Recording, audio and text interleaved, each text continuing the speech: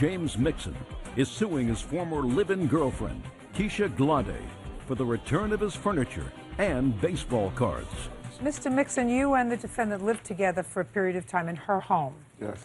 And according to you, she unceremoniously kicked you out and kept some furniture that belongs to you. Yes. You want it back. Ms. Glade says that you were nothing but a lazy bum during the time that you lived there. You paid no rent. The least you could do is leave the old furniture there.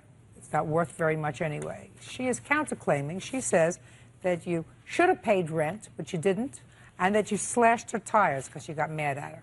So let me make this simple. The fact that he should have paid rent, you are absolutely correct. But that doesn't mean he's going to pay rent, because you allowed him to be a bum. True. So, you were an enabler. How long did he live with you? For a year and a month. And how many months of those 13 months that he lived with you did he pay rent? None. None.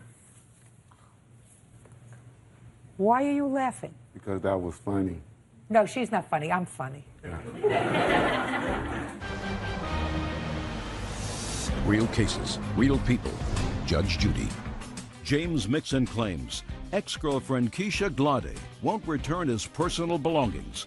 Keisha is countersuing for unpaid rent and slashed tires. How many months did you pay rent, Mr. Mixon? None, like she said. You were a bum. No. Well, if you don't pay rent, you're a bum. We never had an agreement on that. You don't have to have an agreement. I was supposed to take care of the other bills. What other bills did you take care of? PG&E, water, and cable. How much was that a month? About $600. And you would pay all those bills, and you have proof that you paid those bills? Yes, and I'd like to see. Here's some of the bills. This doesn't go with that. And proof that you paid them? I got the receipts. If I gave her the receipt, it was only because she dropped me off at work early. What's the Salvation Army? Oh, we went and bought a computer desk and a TV stand that I paid for. She said I don't do nothing, though. When did you buy this furniture? I bought it maybe a month after I moved in with her. I came in with a futon. I came in with a stereo set. I came in with that set of baseball cards right there. Oh, well, that you're going to... That set of baseball That's cards? mine. I These had are since for I was him. I don't have a problem giving it back to him. Can I see the set of baseball cards, please? Oh, one of my children would be bonkers over those baseball cards. I have to take a look at that. Are you a real collector, sir? Yes. I had those since I was in the mint 6th grade. condition, or what kind of condition They're are in these? mint condition. Really? You know they're worth a lot of money. Are these Topps baseball cards? Tops and Fleers. Well, Fleers aren't worth as much. I know. right? That's why I try to stay more with Tops. See, I know a little bit about it. I see. Okay. Give him back his baseball cards, Butcher Bird. Surprised he left without them. I also had a pending restraining order which granted me possession rights of the bed, the couch, the TV, and the lamps that he's here. Show me.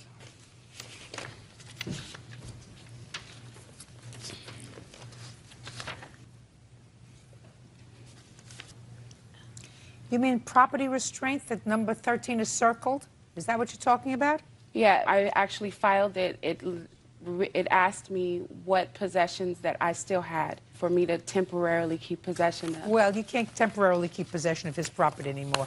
He's going to pick it up. You have a temporary restraining order. You have to send somebody to get your stuff. Okay, but Sir, within 5 days. Do you understand? Yeah, that's fine with me. I just want my rent. Just a second. Listen to me. You're not entitled to any rent. You didn't have a contract with him for rent. We had a verbal agreement. The whole initial reason why he moved in was because I needed financial help. Listen to me very carefully. Madam, if you let somebody live with you for 13 months and they're not paying rent, you don't come to complain about it now.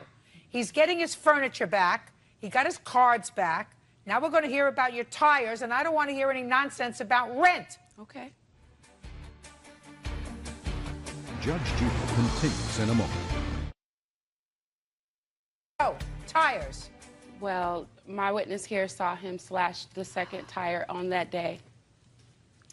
Your name? Leandra Whitmore. On what day did you allegedly see Mr. Mixon slash a tire? I forgot. No, don't look over there. Don't look over here. Look over here. I forgot what day it was on, but it was the same day as the first tire. We were at the studio recording. I'm a recording engineer. I record her. And I heard the car skirt by the first time. I was sitting at the computer. And I had came outside. When I came outside, I saw him by her left tire. Then he ran and got in his car. and drove off. Did you tell her about it? I came right in. Did you file a police report that day? No, we didn't do a police report. Why not?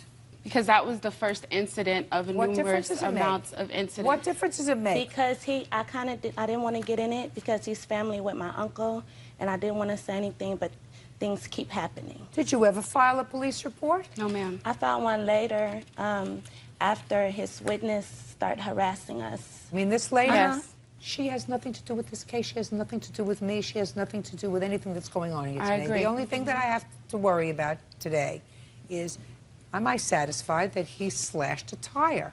I'm not so down. Thank you. I'm not convinced you saw anything.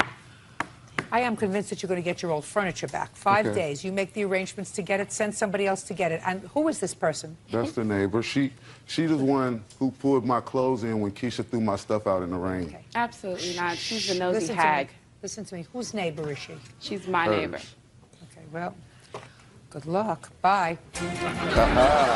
Always our You don't excuse get when we step out. Lori Abarca says former client Matthew Finch pulled his kids out of her daycare without notice.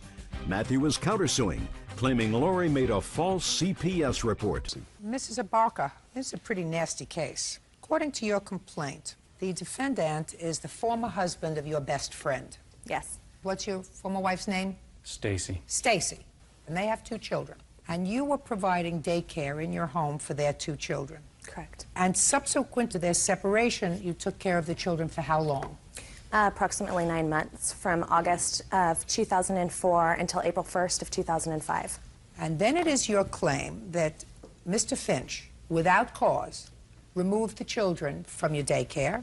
He did, in fact, give you 2 weeks' notice and paid you, according to what I've read here, for the 2 weeks' notice. Yes. That's correct. But your claim is that Mr. Finch knew that he had an obligation to keep the children there, so you want him to pay for daycare for how long? I just want him to pay for daycare up until the date that their mother gave me the 2 weeks notice, because she was the only one that was able to make the daycare decision per Just their a second. court order. Hold on. Just shh.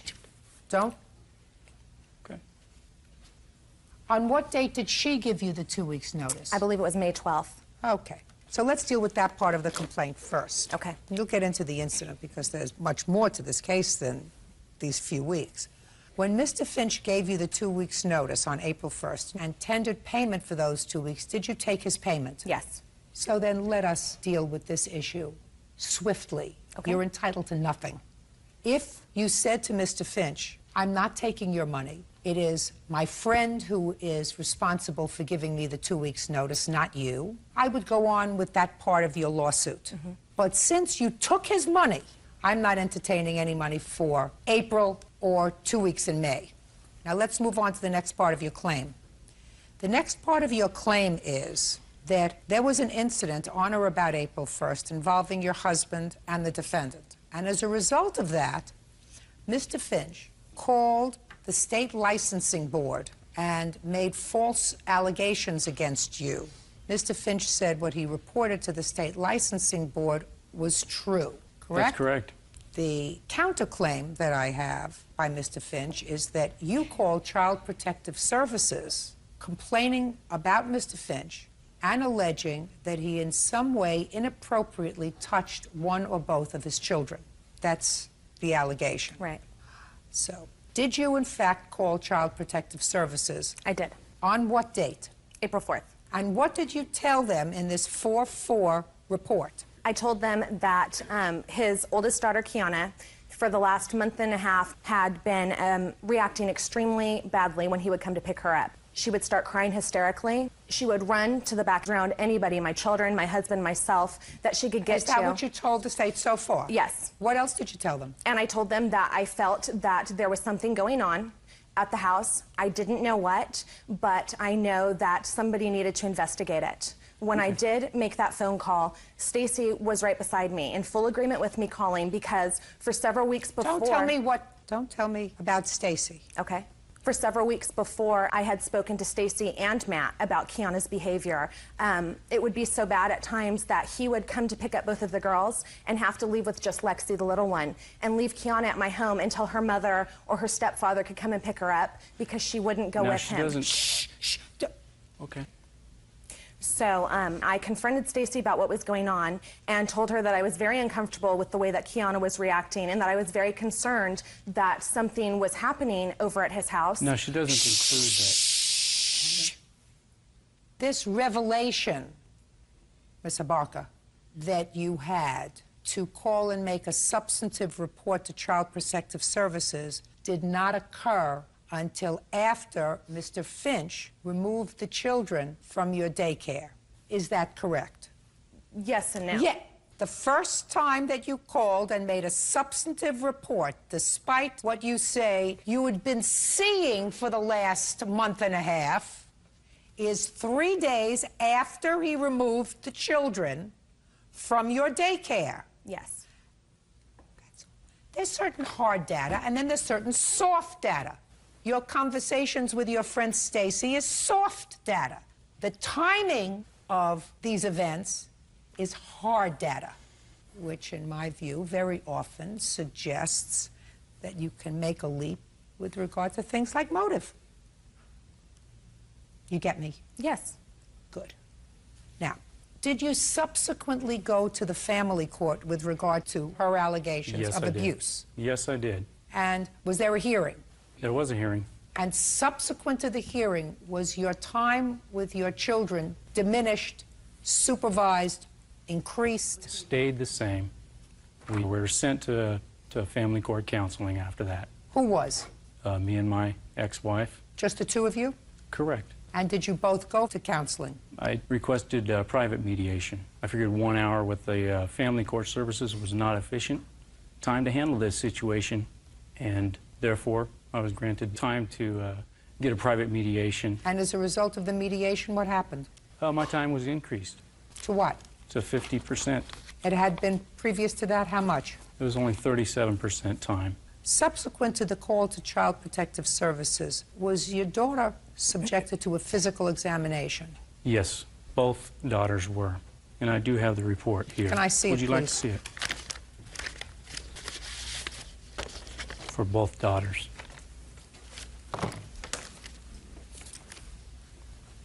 Their mother requested it when she took them for those exams. It wasn't CPS court ordered. requested It wasn't court ordered or anything through CPS. Stacy called and made those appointments. Listen to me, madam. What you're giving me is hearsay. The objective data is you made a report. As a result of that report and subsequent to that report, these children were subjected to physical examinations. That was precipitated by your call. And if their mother had seen signs that she felt were untoward, she could have taken the children without your call to Child Protective Services. Your call to Child Protective Services inspired this action. Now I want to know what happened April 1st. Okay. April 1st, Matt calls me probably around 5 o'clock, letting me know that he's on his way to pick up the girls. And how many days a week had he picked up the children? He picked them up at least 85% of the 9 months that they were with me, because their mother would work nights and evenings and stuff like that. How old are your children? They're 6 and 8 now. So now he came to pick up the children on April 1st. He had called me and let me know he was coming to get them. And As I do every day. Listen, if you interrupt again, it's not going to go well for you. Do you understand? Yes, ma'am. So far, you don't feel as if I'm favoring her, do you? Not at all. Then keep your mouth shut until I look at you and ask you a question. Yes, ma'am. Good. Go. His phone call was that he wanted to change his payment dates on the way over. I said, no, we're not going to change them. They're in a contract. You've signed it. This is the way that it's been for 9 months. And he got very angry. No, just a second. No. Did he tell you why he wanted to change his payment dates? No, he didn't. Okay. And you said, no, you can't.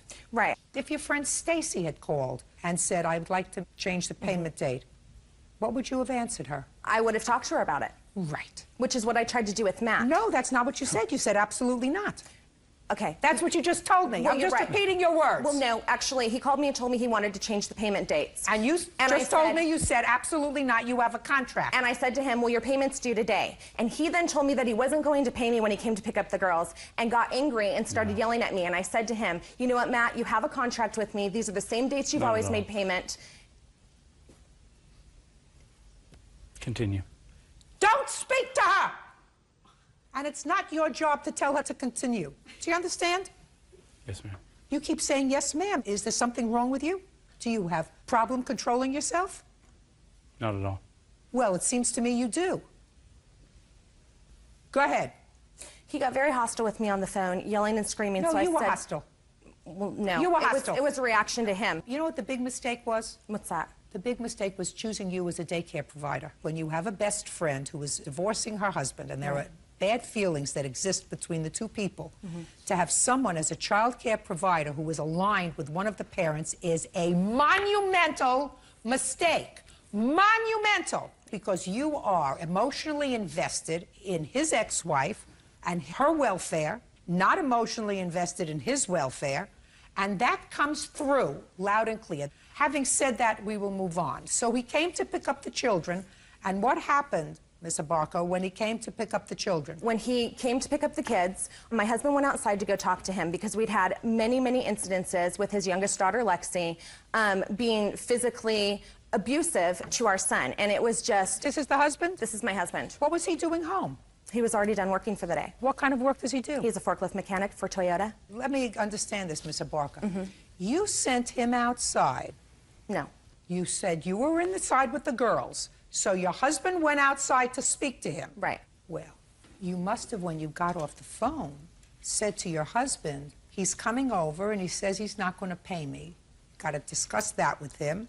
And you have to discuss with him his daughter's aggressive behavior, right? Yes, I spoke to him about the phone call with Matt and about the incident we had just had with Lexi and Cole on Matt's way over to come and pick up the girls. Well, why don't you tell me about the incident between your son, who was how old?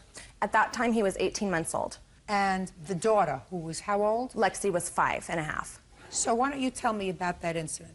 I believe on that day, she pushed him down. She would pull his hair and pull him down. You know, just different little things like that that were constant. And I sat down with Lexi, and I said, you know, Lexi, we've been having a lot of problems with this kind of behavior. What is wrong? Why is it that you and Cole can't seem to get along? What can we do to change it? And she says to me that her father told her that if there's something she wants or Cole does something that she doesn't like, then she can basically take matters into her own hand. If she needs to push him away from her or do something like that, that's what he told her. The 8-year-old daughter, Kiana, was there as well. Kiana confirmed that was the discussion that they had in their vehicle and also stated that there was a boy she was having problems with at school, and Matt told her that if he continued to bother her, she could go ahead and punch him. Where were you when this was going on with the 5-year-old and your 18-month-old? I was in my dining room.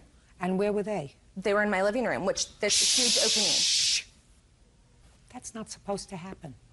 It's your responsibility if the 5-year-old pushes down the 18-month-old. It's your responsibility because you are providing inadequate supervision of the children. Agree. I don't care whether you agree or not. Children are children. That's absolutely correct.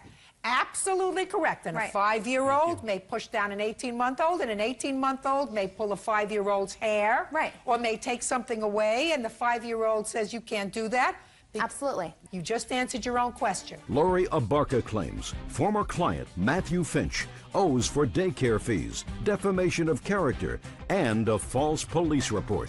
Stand up. All right. Mr. Abarca, you tell me what you said to Mr. Finch when you went outside. I walked up to Mr. Finch. Look at me. You walked up to Mr. Finch and said... He was still in his vehicle. I explained to him... No, tell me what you said. I said, Matt, there was a situation with the 2 kids. Lexi approached Cole, grabbed the ball from him, pushed it back into his chest, and then grabbed him by his hair and pulled him to the ground.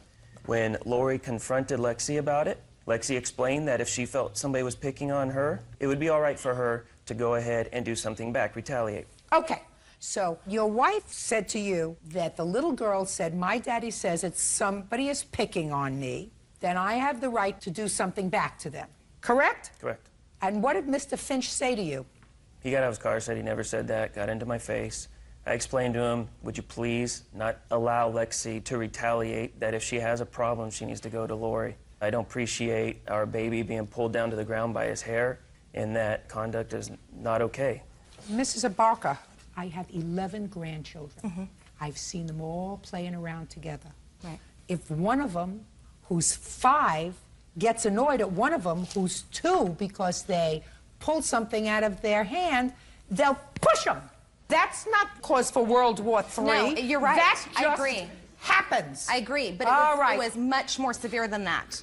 And I have statements that I've written to Matt for suspensions, breaking down the situations. I believe I gave you copies of all of those. Why did you give them to Matt instead of Stacy? Because Matt was the one that came and picked up the children most of all the time. Mr. Barker, this was your best friend's children. Right. Are you telling me that you didn't get on the phone in the evening after each of these instances and say to Stacy, listen, Stacy, we really have to talk about the girls. Absolutely. I'm having trouble with the girls. Yes. And what did Stacy tell you? That she was in full agreement with everything I had. They knew Lexi was having aggression problems. She was getting in trouble at school almost, and they knew that it was something that they needed to work with. So and that's what, just a second, so that's what your best friend told you? Right. So what did she do from the time you started to tell her about the problems with the girls and the time that he finally removed the children from your daycare? What had your friend Stacy done? Lexi would get in trouble for various different instances. She would go home and be grounded, that kind of thing. I'm asking you whether her mother ever took her to a therapy session, whether took her to a counselor. Just give me a yes or a no. Matt refused to let her go to counseling. Just a second. Just give me a yes or a no. Well, it's kind of a gray area because she wanted to take him to counseling and Matt refused. You should never have cared for these children. Never in a million years should you have been involved with these two children with the attitude that you have towards him. In any event, you called the state and reported what you considered his aggressive moves toward you. That's correct. Is that correct? That's correct. He had every right to do that. Exactly. He did it on April 4th, 3.5 days afterwards, and after he saw Stacy at court filing papers. That's when he went down. Just a second. Are you asking me a question? No, they're not. Are you asking me a question? They're open on Friday. You too. You should never have cared for these children.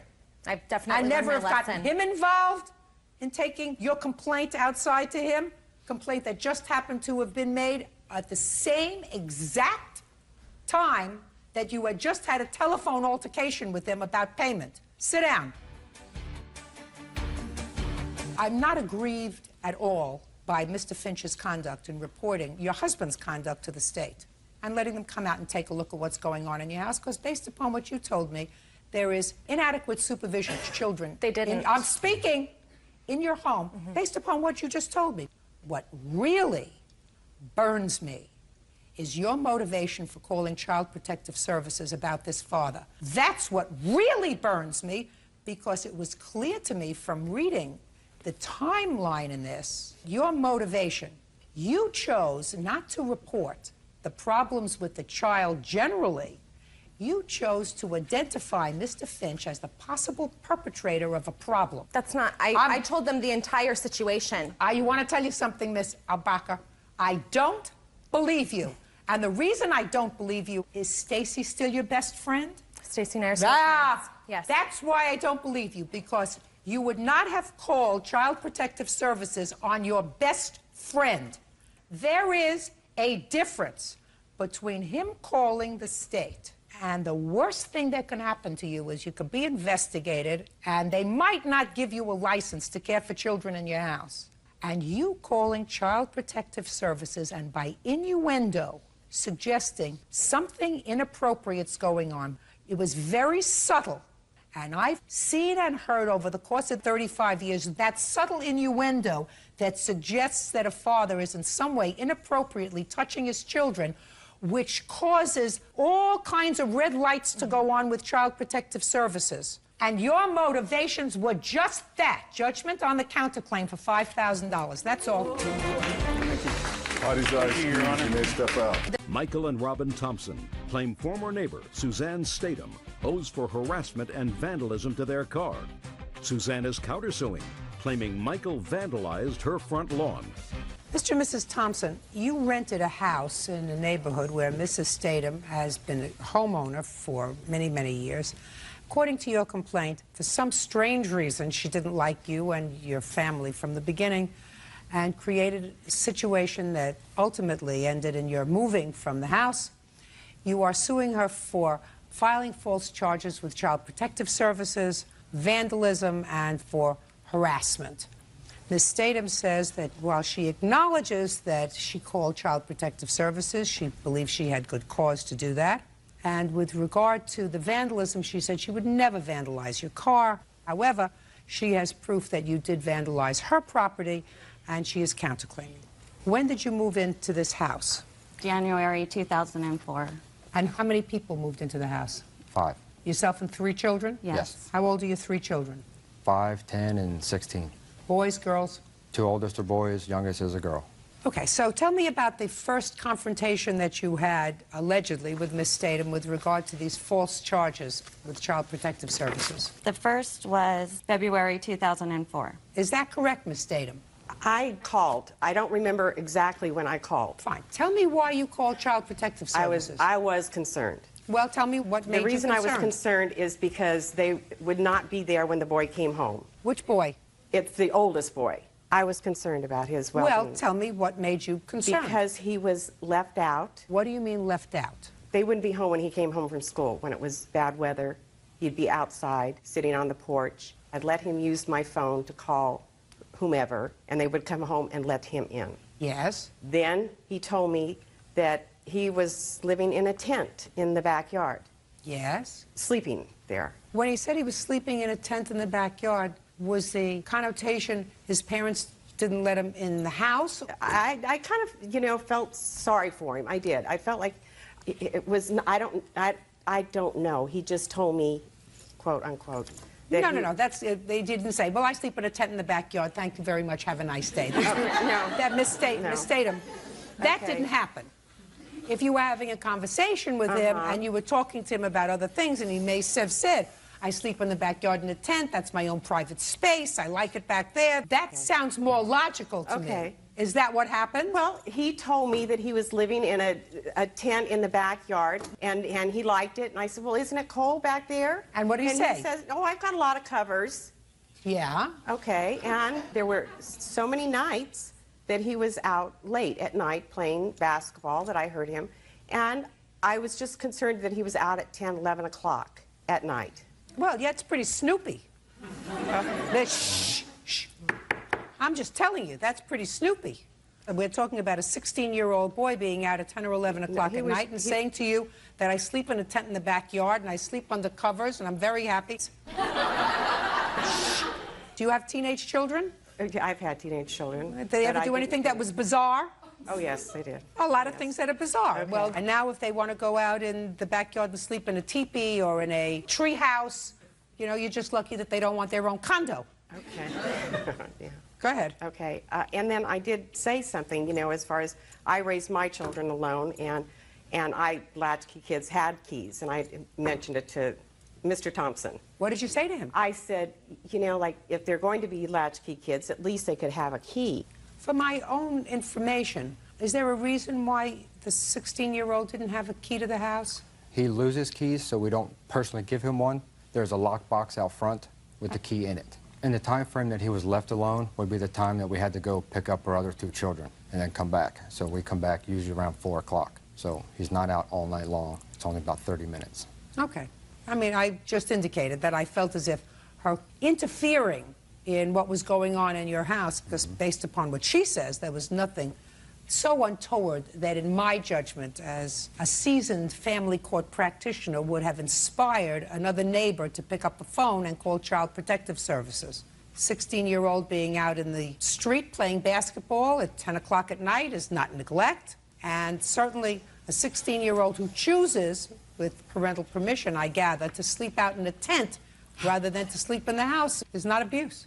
It wasn't a tent either. It's a shed, as you would call it. With electricity, carpeting, TV. a fan, a heater, Why TV. was he sleeping out there? Well, he would sleep out there when he wanted to, but he wasn't opening the lockbox to go into the house, so we created an environment for him in the back after school to go play videos, do his homework, whatever. Have his own personal Because space. it was a rainy season. We didn't want him outside, but he was too lazy to unlock the box. So that's a 16-year-old. Right.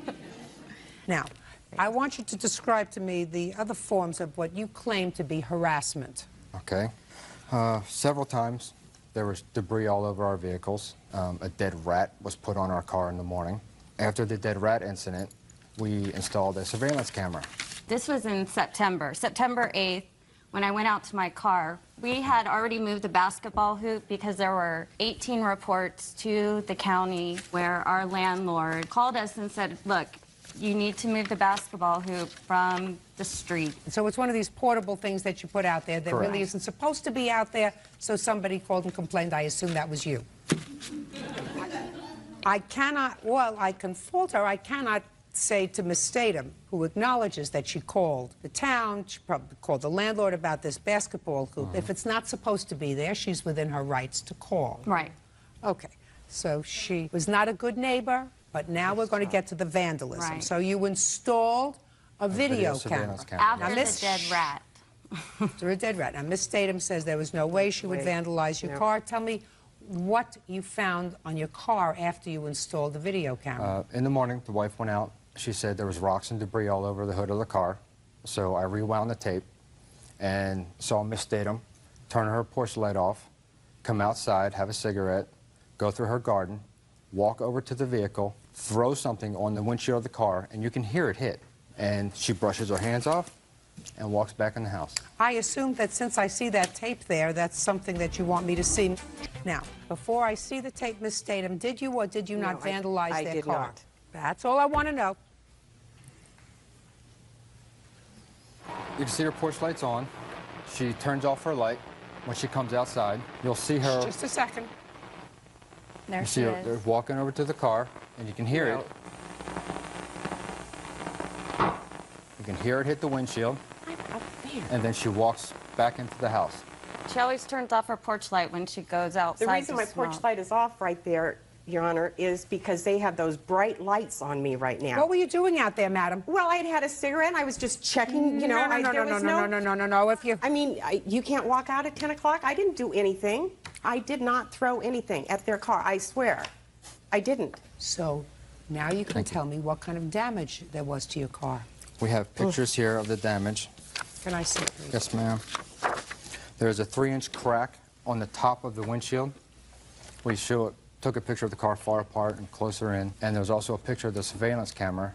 Did you file a police report, Mr. Thompson, Yes, after ma'am. this We have a incident copy of of September that. 5th? Can I see it, please? Anything happen after that? Yeah, there was an incident where someone went through our car. She screamed at us and our children about the way that our lawn was kept. She sent her son over to talk to us because she said some foul language to us, and we And our responded children. back to It was her. bad language. Oh, yes. Well, that was the wrong thing to do. So she sent her son over to try and make peace with us. Is their son here? That's you? Stand up, please. Tell me your name. My name is Sean Rafferty. How long has it been since you lived with your mother? Since I was 16, 17 years old. Is that when you left? Yes, ma'am. Why'd you leave? I was grown up. You were grown up at 16? I felt so. Just a minute. And you think you were right? Yes. So if you wanted to live outside in the backyard in a tent, up a tree, in a subway, or any place else, that would have been okay. Because you're a big boy, you're 16, right? Yes, ma'am. Good. Now, there came a time, according to the Thompsons, when you went over to their home in order to try to make peace. Why did you think you had to make peace? Well, because the night before, my mom called and she was scared because he would back his truck into the driveway. So his headlights were facing at her and put his high beams on and leave them on. And I know my mom's a little nosy, as you said. So I know she's hard to live with. So I just walked over, knocked on the door, asked for the man of the house, you know, put my hand out to greet him, give him my name, and, you know, can we just let this be over? I apologize for her bugging you, and, you know, I know that she could do that because she... That's why you left when you were 16. Go. But, you know, he didn't want to have anything to do with me. What He did, no. pulled- What did he say? To say verbatim, I don't know exactly what Well, he if said. you went I just- over there, and I assume when you went over there, you were sober. Yes, ma'am. Is that right? No, ma'am. No. He wasn't falling over drunk, but he did have something to drink. We don't drink. Because, We Mr. can smell it. Rafferty, you got a little bit of a problem? No, ma'am. You do. Because it's early in the day, and I can tell you got a little bit of a problem, Mr. Rafferty. A little bit. So when you went over there, I doubt whether you went over stone sober. What did he say to you when he came over? When he first came to the door, he said, basically, that's my mother across the street. And I remember saying, I'm sorry to hear that. And he kind of had an attitude at first. No, what did he say? Don't tell me he had an attitude. He was just kind of rambling on, telling me that his mother drinks on certain days. She's very nosy. She just wants you to cut your lawn the way she likes it. Clean up the trash from the side, which we cleaned out our garage, so our trash cans were full, so we had to wait till the next trash day. So she didn't like that fact. And then he calmed down, I guess, and, you know, tried to apologize for his mother. And said, let it just go. Correct. And what did you say to him? That's fine. Tell your mother, leave us alone. We don't want nothing to do with her. Don't talk to us, don't talk to our children, stay away from us. And we also sent her a letter to that fact. Can I see the letter? Yes, ma'am. This was sent on July 6th. Okay. Now, Mr. Thompson, Miss Tatum says that she has a witness. I assume that would be you. Is that right? Yes, ma'am. Who's going to testify on her behalf that he saw you damage her property. Is that true? No, ma'am. I say he's a liar. Well, I'm going to be able to tell if he's a liar, because that's my job. And I'm usually pretty good at it. Okay. Mr. Rafferty, you can sit down.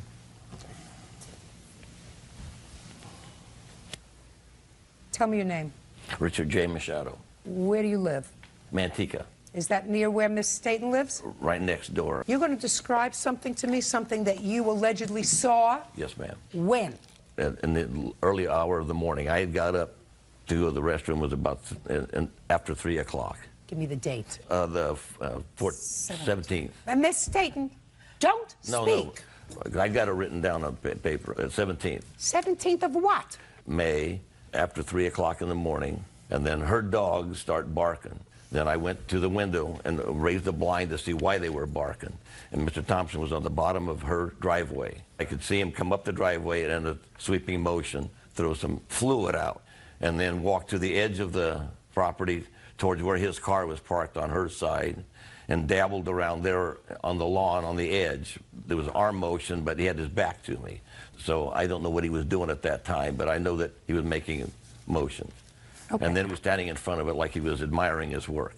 And then you saw this, and there are street lights out there. Is that what you're telling me? Well, I'm not asking you anything. Okay. Is that what you're telling me? Well, yeah, because he has 2 spotlights facing her house, and then put a video camera in, and then to harass more, he even put a big sign in the middle of his lawn that says, "Vandal neighbor acquire within." Miss Staten, I'd like to see the photographs of what you in the morning. Okay. And, Your Honor, we have a letter from Miss Tatum. According to her, it happened May 14th. The 14th was Shh. Mr. Thompson. Yes, ma'am. Somebody clearly poured something on her lawn. I understand. I don't know. I can only get out something. Oh, it probably says wacko. K-U. C-K-U. The 4-letter word, ma'am. Oh, something really nasty. I thought it was Right. wacko. Oh, strike that. Okay, somebody clearly wrote in something caustic on her lawn. Mr. Thompson, I believe that would be you. No, ma'am. Well, you see, that's my job, because I have to make a judgment whether this gentleman is making this up. Now, why don't I think he's making it up? I don't think he's making up that it happened, because clearly it happened. Oh, it did happen. Not by me. I don't think that she did it to herself. That didn't happen. I don't think that he did it. I don't even think that her son, when he wasn't in total control, did it. So, it was you. Maybe it was your 16-year-old son. Who knows? But whether it was you or your 16-year-old son, that's your responsibility. So somebody from your house did it, which was as juvenile as what was going on from her end. But no, ma'am, we did not do it. Well, you say no, I say yes. I have the last word because I'm the judge. That's what they pay me for. I also believe that Miss Staten threw something at your car. Now, she'll say she didn't do it. She'll say it didn't happen. And I'm telling her that I believe it did happen. I believe that the two of you acted like very bad neighbors, but I believe she started it. I believe that she's a snoop. I believe that she's a busybody. I believe that she probably didn't like the way renters were taking care of this house that was rented, all kinds of things, none of which is any of her busybody business. I'm not saying it's true, and I'm not saying she was right. I'm saying she's a big old busybody, and she's a big old pain in the neck.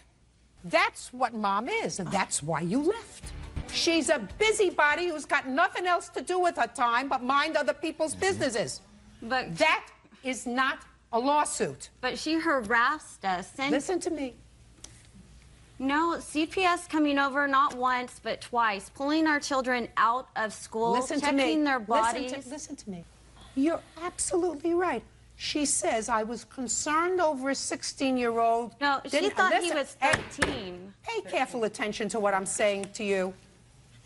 You, A, have no proof that she called CPS twice. She acknowledges she called once, not twice. You have any proof she called twice? You have any proof she called twice? The answer is yes or no. No. All right. The fact that they took your children out of school is very unfortunate. She's a busybody. She's just been dressed down in front of 10 million people. Yeah. And she had no right to do it. That is not actionable unless you can prove some sort of malice, which you cannot. And the way you respond to that is not bleaching her lawn. We didn't did do not do that. that. Okay, I find that you did. Did you move? Yes, ma'am. Are you happy? Oh, yes. Goodbye and good luck. Have a happy life. And Miss State, you're not always going to get neighbors that you like. Mind your own business. You're a big girl. That's all. Parties are excused. You may step out. Eric Kim claims former friend Patricia Davis owes for car rental fees and the cost to repair her computer. Eric claims Patricia used him. Mr. Kim, how did you meet the defendant? I met her over the internet, over a dating service, Match.com. And when was your first face-to-face meeting? We exchanged phone numbers and talked, and then she needed some computer services, and I had my own computer business, so we met a couple weeks after that. Where? At her house. But you were going there really for social reasons. Is that right, sir? Social and professional. Social. Well, Don't listen, yes. Mr. Kim. Yes. Let's understand each other. I read your complaint very carefully. Okay. Your complaint alleges the following, sir. That she owes you for computer services that she agreed to pay you for. More importantly, according to you, she sort of conned you into renting a car for her for a day, and she kept the car for a couple of weeks, and you want her to pay the cost of the car. Ms. Davis says that you were a very generous fellow. You fixed her computer because you were a nice guy and you were interested in her, and you rented her a car, right? I didn't take advantage of him. No. Listen, when you have a legitimate case, don't muck it up with nonsense. Yes, ma'am. Do you understand what I'm saying to you, Yes, Mr. ma'am. Kim? You didn't meet her online because she was looking for a repairman. No, she wasn't. You met her online through a dating service because you were looking for a date. Yes, ma'am. That's not the way you get your business, right? Nope. So you went to her house, Mr. Kim, for the purpose of meeting her in person. True. Now, you knocked at the door, you rang the bell, and she answered the door, and you went, aha. Right? Yes, I did. Good. And you went inside, and what happened when you went inside, Mr. Kim? I looked around, and she had a very nice place. Good. Did you have a meal? Did she offer you a drink? Did she offer you a cup of coffee? Did you go out? What did you do? We just talked, and she mentioned that she You saw... were talking. Miss Davis, are you accustomed to inviting people over to your house that you meet on the internet? Don't you know that that's dangerous, madam? No, Is not an answer. I don't usually. I usually do not invite people over to my home. Well, why did you invite Mr. Kim? Well, we had chatted online several times and talked on the phone several times before we finally connected, and I felt it was safe. He told me he had a computer business. I did do a search online, and I did see his business online, so it wasn't like I was inviting some axe murderer over to my house. Well, you don't know that. He may have been an axe murderer with a computer business. Could have been. Don't speak. Did you go out, or did he stay in your house? He stayed in my house. For how long? Probably about 2 hours. What were you doing in the house for 2 hours? He was fixing my computer and then hooking up my wireless. Did you ever see him again? The second time when he rented me the car. When did he come to your house and fix the computer? What date was it? January? I don't even know. November. November. Mr. Kim, what date did you go to her house? November 5th, 2005. Okay. Now, she said you were there for a couple of hours, you worked on her computer. When you left, Mr. Kim, can I see a copy of the bill you left her for the repairs of her computer? Thank you.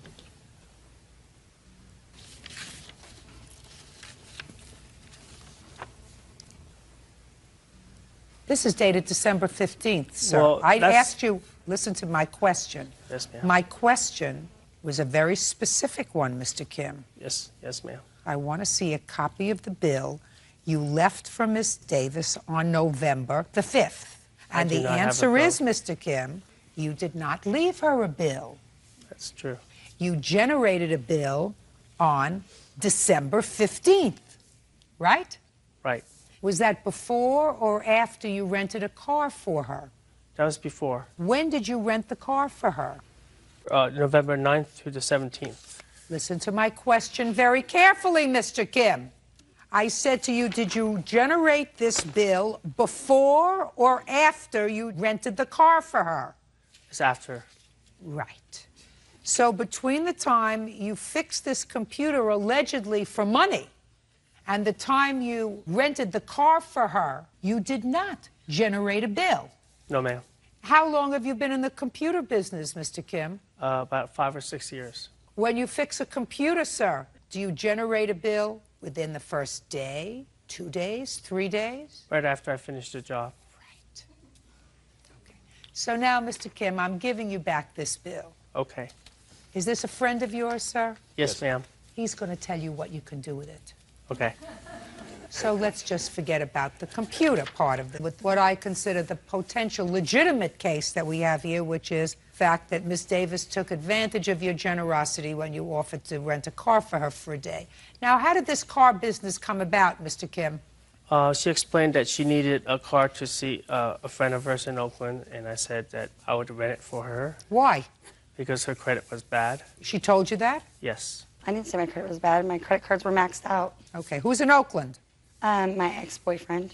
Was he an ex-boyfriend then? Yes. So what were you going to visit him for? He had surgery on his ankle. This isn't the ex-boyfriend, No. is it? Who is this? Thomas Greenwood. He's my friend. He's my... He has a car. Yeah. He was a witness to... What? They didn't catch it, but I caught that one. Listen to me. She called and said she needed a car for a day, so you agreed to rent a car for her for a day. What happened, Mr. Kim? She promised that she would return it, paying for the amount for the rent the next day, and that was what we agreed upon. What date did you go to Oakland? The 8th or the 9th of November. So what happened? I went there and I saw my friend, and I stayed there for a couple of days, and then I came back to my house, and then back to the Bay Area again a few more times. And then all of a sudden, the police show up at my house. And I was in bed asleep, and they, I didn't lock my door because I live in a nice neighborhood. I didn't think I had anything to worry about. And I hear this, when I'm 12, all those CB radios and stuff. And I wake up, and they have, guns drawn on me. And I said, what's going on? They're all, we're here for the stolen car. I said, stolen car? There's no stolen car. And they said, well, we have a report that there's a stolen car here. Mr. Kim, how many times did you try to reach her between the 8th of November and what day, the 16th? Yes. At least 4 times a day. Did you leave any messages? The message box was full. What do you do for a living, Miss Davis? I'm a receptionist for a doctor's office. For how long? 6 years. Same doctor? Same doctor. What kind of doctor is it? Podiatrist. You have any children? 1. Where's that child live? Half the time with me and the other half with her father. Okay. Now you can stand up. Who are you? I'm her friend. I guess I get to handle the axe murderers. How long have you known the defendant? About 7 years. Have you ever met Mr. Kim? Yes, I have. When? The day that he came over to do the repairs on the computer. Tell me about that meeting. It was formal. I tried to stay away from them. He was working on the computer. I was just there to, lend support. I was over visiting my friend. So she wasn't there alone? Correct. When Mr. Kim came over? Yes. Very nice. So what do you know about this car, sir? Only that they agreed to... Don't tell me what they agreed, sir, unless you were there when the agreement was made. Well, they talked about renting the car at that point. They did? Yes. Tell me what you heard. I don't recall who brought it up. I just, the fact that she didn't have a vehicle and that they had problems, getting a hold of each other. He was offering and she was, lending it to be known that, Sit down. Why would people come on national television to make a fool of themselves? You don't want to say anything, do you? No, ma'am. Perfect. I could. Can I say something? Shh. You see, Miss Davis, when you come to court, you have to file papers. Paper that you filed was an answer. In order to be a good witness, you have to remember what you file in an answer. Do you understand? Correct. And you have to be very careful because the judge is usually smarter than you are. Right. In this case, it's a no-brainer. Right. So, in this case, what you said was, I was having trouble getting around, and he volunteered to let me have a car, and he volunteered to rent it for me so it would be easy for me to get around. So that when I said to you specifically, very quickly, so that you didn't have time to think, who was in Oakland? Because that you didn't mention in your answer. No. No. He mentioned it in his complaint. He said you had somebody that you had to see in Oakland that you needed to rent a car for a day. But I have guys help me out all the time. I've had a guy buy me a BMW before. Well, you must know how to do something right, Miss Davis. I Nobody do. ever bought me a BMW. How much was the car? $11.77 and 45 cents. Now, Mr. Kim, you picked somebody that you hardly knew, right? Yes. That told you that she had maxed out credit cards, or according to bad credit, whichever one. You're a businessman. You're a businessman. I mean, maybe you thought you were going to get some of the benefits of the BMW guy, but that doesn't mean that you lay out the credit card first, sir. Judgment for the plaintiff in the amount of $1177.45. That's all. 22-year-old Chris Hopkins is suing his former friend, 22-year-old Corey Ferris, for veterinary bills. Chris claims Corey got his dog drunk during a party. Bird, what kind of cases do I hate? You hate cases where people are drunk, Yes! but they look nice. Well, they're at least dressed. They put on ties. They're neat drunks. But they're college students. Is that right? That's right, Your Honor. Yes. I have a couple of questions before I get into this dumb drunk case. What school do you go to? University of Georgia. And what year are you in? I'm about to graduate in the fall. You know what the tuition is? I think it's about $3,000 a year. Do you live on campus? I do not live on campus. I live just off campus in a house. And rent on the house for you, your share. $650 a month. Take your hands out of your pockets. How old are you? I'm 22 years old. Okay. Do you go to school full time? I do. Do you work? I do. What kind of work do you do? I work for Miller Brewing Company. And how much did you earn last year? Approximately $7,000 last year. Okay. So, pocket money. Yes, And who's footing the bill for this tuition? my father. Now, you, Mr. Ferris, Yes. you have about the same expenses, sir? Maybe a little less, but pretty much. Except for I don't pay tuition, I have a scholarship. Okay. Do you work? I it's not an answer. didn't work, I just graduated in May. Okay, so who supported you while you were going to college? Well, mostly my dad. Good.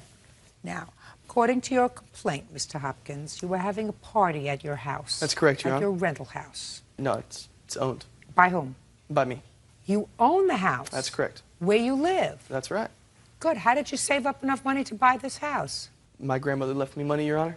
So you took your grandmother's money. That's Let me correct. understand something. You took your And I grandmother's... invested it. Listen to me.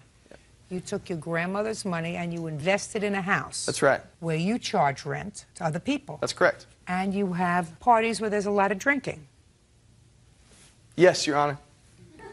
Now, according to your complaint, Mr. Hopkins, you had one of those wild parties where everybody was drinking, and you have a dog. Right. And it is your complaint that Mr. Ferris fed your dog alcohol, as a result of which your dog got sick. And in addition, after your dog got sick, and because Mr. Ferris and others had thrown their glass beer bottles in the yard, there was broken glass, and your dog also got glass in his paw, and you had a vet bill of almost $1,000 between the dog being inebriated and the paw that had to be cleaned up and stitched. Almost perfectly correct. It's close enough for your purposes, sir. Now, the first thing that you said that's irritating me is that your father spends a lot of money for school for you, and this drunk business always struck me as being stupid, even when my own children were involved in it when they were in college. I always resented paying for a 4-year party. But what really irritates me about you, Mr. Hopkins, is that I'm sure that your grandmother was somebody who saved her money and was very careful with her money. Yes, Your Honor. And when she left you that money, I'm sure what she wanted you to do was to be careful, cautious, and respectful of this little legacy that she left you. And you bought a house and proceeded to throw parties and probably trash it. That's not correct, Your Honor. Well, how many college kids live in your house, sir? 2, myself and 1 other. And how many parties did he have last year, Mr. Farris, at his house? Countless. Countless. Got it. So that's my problem with you. We have very clean parties, Your Honor. What? We have very clean parties, Your Honor. We're responsible. Mr. Hopkins, don't play with me. I'm not playing with you. Good. If you're not playing with me, then don't talk to me unless I'm talking to you. Yes, Your Honor. Now we'll get to you, Mr. Farris, because you acknowledge in your answer, ply the dog with alcohol. You're going to tell me why, because Bert is really interested to know why you would give a dog alcohol. Well, I didn't give it to him at first. I was drinking out of one of those Dixie cups and was sitting on the floor next to my chair. And the dog came up and started drinking it himself. So I figured, you know, this dog is clearly an alcoholic. So I fed him maybe 10 ounces of beer. Could not have gotten him drunk. It was Listen to me, very Mr. small Farris. amount. Put your hand down. I didn't ask you anything. Mr. Farris, your defense, as far as I can understand it, sir, is that you gave the dog alcohol, but not more than, according to your answer, 12 ounces of alcohol, which could not have made this dog drunk. Being a veterinarian, I don't think you can make that judgment. But your defense really is that there were other people also giving the dog alcohol, so if the dog got sick, it was a cumulative effect, therefore you should not be responsible. That is your defense, is that right? Not only that, but I don't see why I should be responsible, period, because, especially for the dog cutting his foot, I don't see how that has anything to do with me. I'm talking to you about alcohol, sir. All right. And I have other important cases to do today, other than drunk cases, which I don't like to begin with. So I'm going to give you a quick analogy. Let's say on a Saturday night late, you're walking in the street and you're walking alone, and a group of 3 thugs come up and surround you and demand your wallet. The 3 of them then take out knives and start to stab you, and you are critically injured. The police catch one of them. The other 2 get away. Put your hand down. If the perpetrator said, I wasn't the only one to stab him, and therefore you can't charge me with stabbing him critically because there were 2 other people involved. Do you know what the justice system says to you? What if the guy testified against the other 2 and they gave him a lesser... Listen to me. Don't change my fact pattern, sir. All right. This is my party. This is my playpen. The fact that you were dumb enough to feed this dog alcohol, causing the dog to get sick, makes you totally and completely responsible. And if there were other morons like you at the party, sue them. You're free to do that. You're even free to bring those people before me, sir. Okay. I can deal with them. As far as you're concerned, you're the donkey, and the tail is on you. You fed him alcohol. You're responsible. Now, what were your medical bills? $967. Judgment for the plaintiff in the amount of $967. Do me a favor, no more drunk cases today. Bail bondsman Aaron McAllister says former client Elena Zadevich owes for unpaid bail money. What were you arrested for, Mr. Zadevich? I was arrested on false charges of domestic violence that my ex filed against me. I didn't ask you whether they were true or not true. I asked, what were you arrested for? I was arrested on allegations of domestic violence. Was it the first time you were arrested? Yes. Look at me. Was Yes. it the first time you were arrested? The answer is either yes or no. No. Better. When was the first time you were arrested? Several years ago. Having nothing to do with domestic violence. Has something to do with domestic violence. So you have 2 arrests for domestic violence? That's correct. Was it the same complainant in each case? Different. Different. Okay. You are a bail bondsman? Yes, Your Honor. It is your claim that you received a call from the defendant in jail. You responded. You bailed her out of jail. At her request, she promised to pay for the bond. She did not. You want your money. Yes. Defendant says you're a sleazy bail bondsman and she's not paying you. Correct. When did you receive the call? Sometime in the middle of the night from the county jail. What night? I'm not Karnak. What night would I'm you sorry. like to tell me it is? July the 15th. In the middle of the night. You were home? Correct. In bed. How did you get his number? It was posted on the wall in the county jail. Do you have your home number posted in the wall in county jail? No, ma'am. It's an office number that forwards to my cell phone in the evening and weekends. I see. I wouldn't think that you'd want your house phone No. to have a number. Okay. What did the defendant say to you when she called? That she was in jail and she had to get out. She had to get to work the next morning. If she didn't get out, she would lose her job. What kind of job do you have? I'm an executive assistant. For whom? For a small media startup. How long have you had that job? Close to a year. 10 months? Something like that. Where did you work before? I was managing a medical spa. Where? Walnut Creek, California. Okay. Have any family here? Just my 2 children. How old are they? 6 and 2. They live with you? Part-time. Who do they live with the other part of the time? Well, my son lives with, my daughter part-time lives with her paternal family. Maternal or paternal? Paternal. Paternal. So the father's family, father's parents with her grandparents? No, his brother and his family, they live very close by, about 10-minute drive from where I live, and she's there a lot because I work full-time. Okay, so you had to get to work at the media startup company when you called him? Correct. Did you tell him that you were going to take care of paying his bail? What happened was I told him that I didn't have any money. No. When you called him on the phone from jail, you told him I don't have any money? Correct. Is that right? No. Of course not. Right. I wouldn't. Of course not, because if you tell you, please bail me out of jail, but I don't have any money, and he doesn't know you from a hole in the wall, he's not getting out of his warm bed in the middle of the night. Madam. Well, he did. No. He did. The question was, did you tell him that you didn't have any money? Yes, I did. He says you didn't, and I'm saying I believe him that at that time you didn't tell him I have no money. Because if he's in business and he gets a call from a stranger, you are a stranger, right? Correct. That I want you to get up out of bed, drive over to the jail and bail me out. But by the way, I have no money. He'd say, call somebody else. That's exactly what I said. All right. I don't believe you. Go ahead. We discussed that she had a CD, and the CD was maturing within the next 30 days, and that there would be ample That you would have money. Correct. In the CD to pay me out of the proceeds of the CD. And she didn't want to cash it in early because she didn't want to pay the penalty. I agreed to those terms within 30 days that she would use the CD. Was this on the telephone? That was on the telephone. Okay. Because you did ask her the question about money. Correct. And when you said, do you have money, what did she say? I have a CD. Okay. So, did you tell her how much the bail would be? Correct. 10%, $5,000. Because she had $50,000 bail? Correct. That's a high bail for domestic violence. It is. Do you know why it was so high? That's per the schedule in that county. That's always $50,000 for a felony charge. It was a felony. Yes. Okay, go ahead. So we get her out. We memorialize our agreement in writing. She Can I signs see it, a please? bail contract and the agreement to pay. Can I see it, please?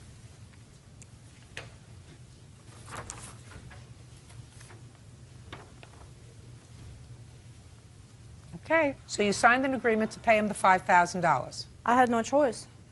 He made me sign it. But Madam, listen to me very carefully, madam. You have a choice. Your choice is to stay in jail until the matter on which you were arrested for is tried. That's your choice. You chose... You had a different agreement. No. This is your agreement. This in here is your agreement, in the 4 corners of this agreement. And what I asked you was, did you sign this agreement? And the answer is either yes or no, not Yes, I was forced did to sign that agreement, but aside from that, there was an oral agreement that took place between me and Mr. McAllister. I'll get to you in a minute. Okay. Go ahead. Once the agreement's signed, I get her out of jail. She says, now what do? I live 30 minutes from here. I agreed to give her a ride. She's worried about getting to work, so I give her a ride. And it's about 30 minutes away. So during that time, she tells me the entire story about the arrest, and I attempt to be understanding that, you know, she was arrested, and I'm sorry, and that's a bad thing, and you're dealing with a breakup, and, you know, how she caught her boyfriend with his new girlfriend laying on the couch that she paid for or she picked out. And the entire time in the car, Would you look at me when you're telling me this story, Mr. McAllister? Look at me. Don't look down there. Sorry. The entire time in the car, she says, I'm not a stalker, I'm not a stalker. I go, okay, sorry, you're not a stalker. No problem. Okay, I'll get you to your vehicle. Well, the vehicle's parked 3 blocks away from the house where she was living or where she was arrested. So there's obviously something going on there. Anyway, I get her out, she signs the agreement, and she refuses to pay me. Just a second. When did she sign the agreement? Immediately upon release from the county jail. Okay. And then you drove her to her car. Correct. And you dropped her, and she never paid you. Right. I made When, repeated for the first time, did you contact her with regard to payment? Well, within 10 days, we sent her an invoice, just a reminder of the payment terms, and sent her 4 or 5 subsequent invoices that went answered with these rambling letters talking Do you have about... a copy of the letters? I do. Can I see them, please?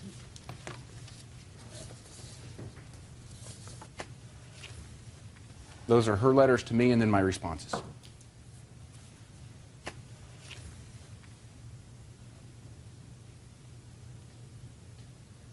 Based upon our discussion, these are your words, when he initially asked you for your money. Based upon our discussion, it was my understanding that we would discuss my opportunity to provide some type of service to you and your business in lieu of paying you $5,000 for a relatively risk-free, as you put it, bond. I am still awaiting the opportunity to make good on my offer to work for your company. As you were advised at the time the bond was posted, I have not, or do not have now, $5,000 fee that you are demanding. Given the above-mentioned discussions that we had at the time of the unsecured bond was posted, I now consider your correspondence demanding $5,000 to be intimidating and threatening. What are you, crazy? Please do not send me any more threatening letters.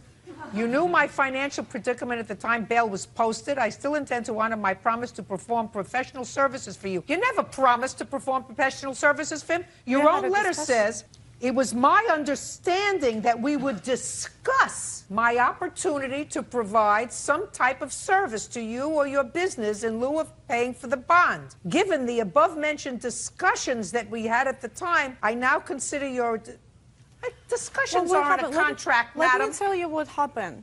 Yeah, Because he's not telling you the whole truth. Go what ahead. happened, he bails me out. Are he you, knows just a second, are you telling me the whole truth?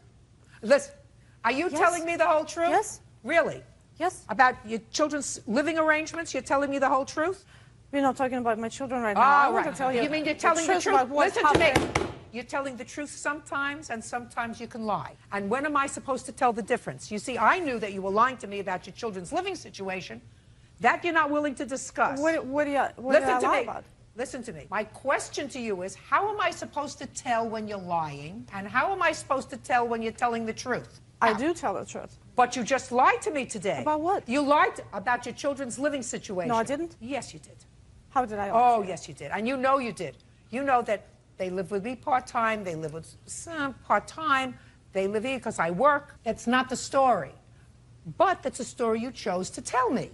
Now, you told me that with the same veracity as you told me that you had another contract with him. And my question to you is, how am I supposed to tell when you're telling the truth and when you're lying? What I'm saying is the truth. Okay. Now I'm going to hear you, and then I'll tell you what the law is. Okay. Well, he bails me out. He drives me to my vehicle.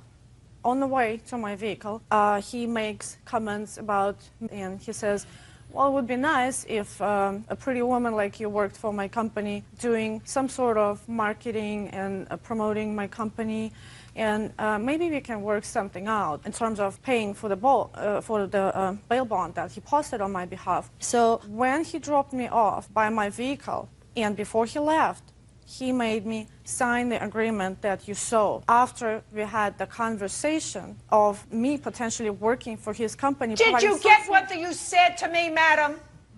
You just said to me, maybe you could work for my company. Maybe you could work for my company. And that's not an agreement. No, That's not. No. After that, nothing. You took that, and I believe that you said that to her. Well, maybe you could work for my company and do something. Maybe you said it to her.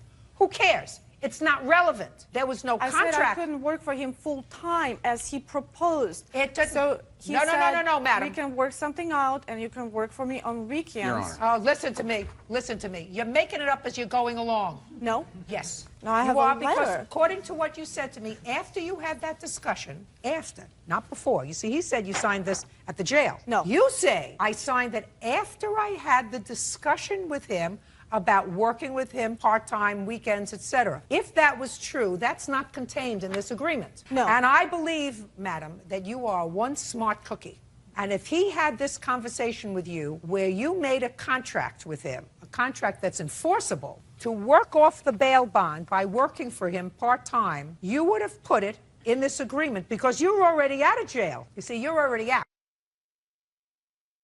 Because you're already bailed out. So then you could either say to him, I'm not signing this. Or you say, it's not the entire agreement that we have. But you didn't. You signed it and said, I promise to pay you $5,000. Well, he told me right there that if you don't sign it, I'm just going to put you right back to jail. That's what he told me. I don't believe you. You're making it up as you're going along. No. You're making it up as you're going along because if he said to you, you signed this or I'm going to take you back to jail. That's what he said. Your response would have been, well, then put in our agreement that I could work it off, right? Right? I was very stressed. Oh, and I listen, didn't it's see not the what I first was time you were arrested. That's signing. why I asked you the question before. And It's not the first time. It's probably not the second time that you were arrested. So pay him his money. You owe him his money. Don't be a con artist. Judge him for the plaintiff in the amount of $5,000. That's all. Kenneth Kip Panett claims former friend Stacy Schwartz took his car without permission and damaged it. Kenneth says Stacy not only ruined the transmission and clutch, but she also popped one of his tires. Mr. Panett, you were at a party with the defendant. I assume she was a friend of yours, and it is your claim that she took your car without permission and wrecked it. She didn't wreck it. She hit a curb and blew out a tire, and the transmission went out. And Ms. Schwartz says that she had an unfortunate accident and that she might clearly be responsible for replacing a tire, but certainly not the transmission, since she had your permission and this accident was clearly not her fault. Well, she did not have my permission. Good. So let's go back.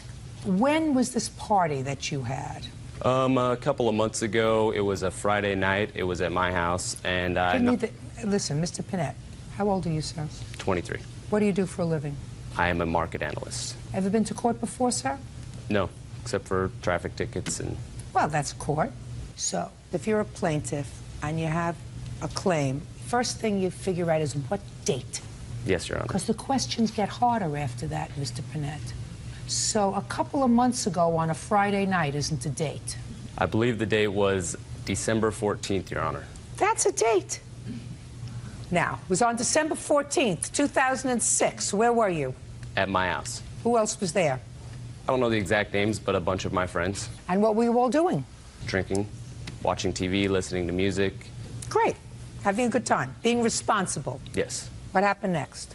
Well, I didn't keep track of everybody around that night. I went to bed maybe around 1 or 2, and the next morning, Stacy called me and said that my car was broken down. I said, you know, how could that be? It should be in front of my house. And she said she was in Sunrise, which is about 20 miles away. Where do you live? Downtown Sacramento. Go ahead. She said it was broken down. She explained to me that she had taken my car the night before and that it had broken down the night before and that she had spent the night and was calling me in the morning. And I was... Spent the night where? At one of her friend's house, I assume. Okay. And I explained to her that she had better get my car back to me. What kind of car do you have? It's a Nissan Sentra. Year? 1997. And she said she would. We exchanged words. I was a little upset, and then I fell back asleep. I didn't get my car back until the next day. She had it towed back to my house. At first, she hadn't even told me that a tire had blown out. I did see that for myself when it came to my house. Then she explained that to me. I had not given her permission to drive the car, so I was very upset. Okay. Don't repeat anything. Okay. I have other things to do. Are you finished? She had told me that she would pay for all damages. She was very apologetic at first, and I had it diagnosed, and she refused to pay it. She said she's not responsible for that. And when you had it diagnosed, what was the bill? It was $1,500, not $1,593.83. I'd originally said $1,600. It's I'd rounded when I looked at the receipt. It's actually $6.17 less than that.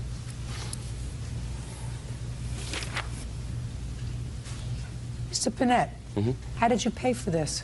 My father loaned me the money to pay for it, actually. Did you pay for it in check or cash, sir? I believe my father used his credit card to pay for it, and I had to pay my father back.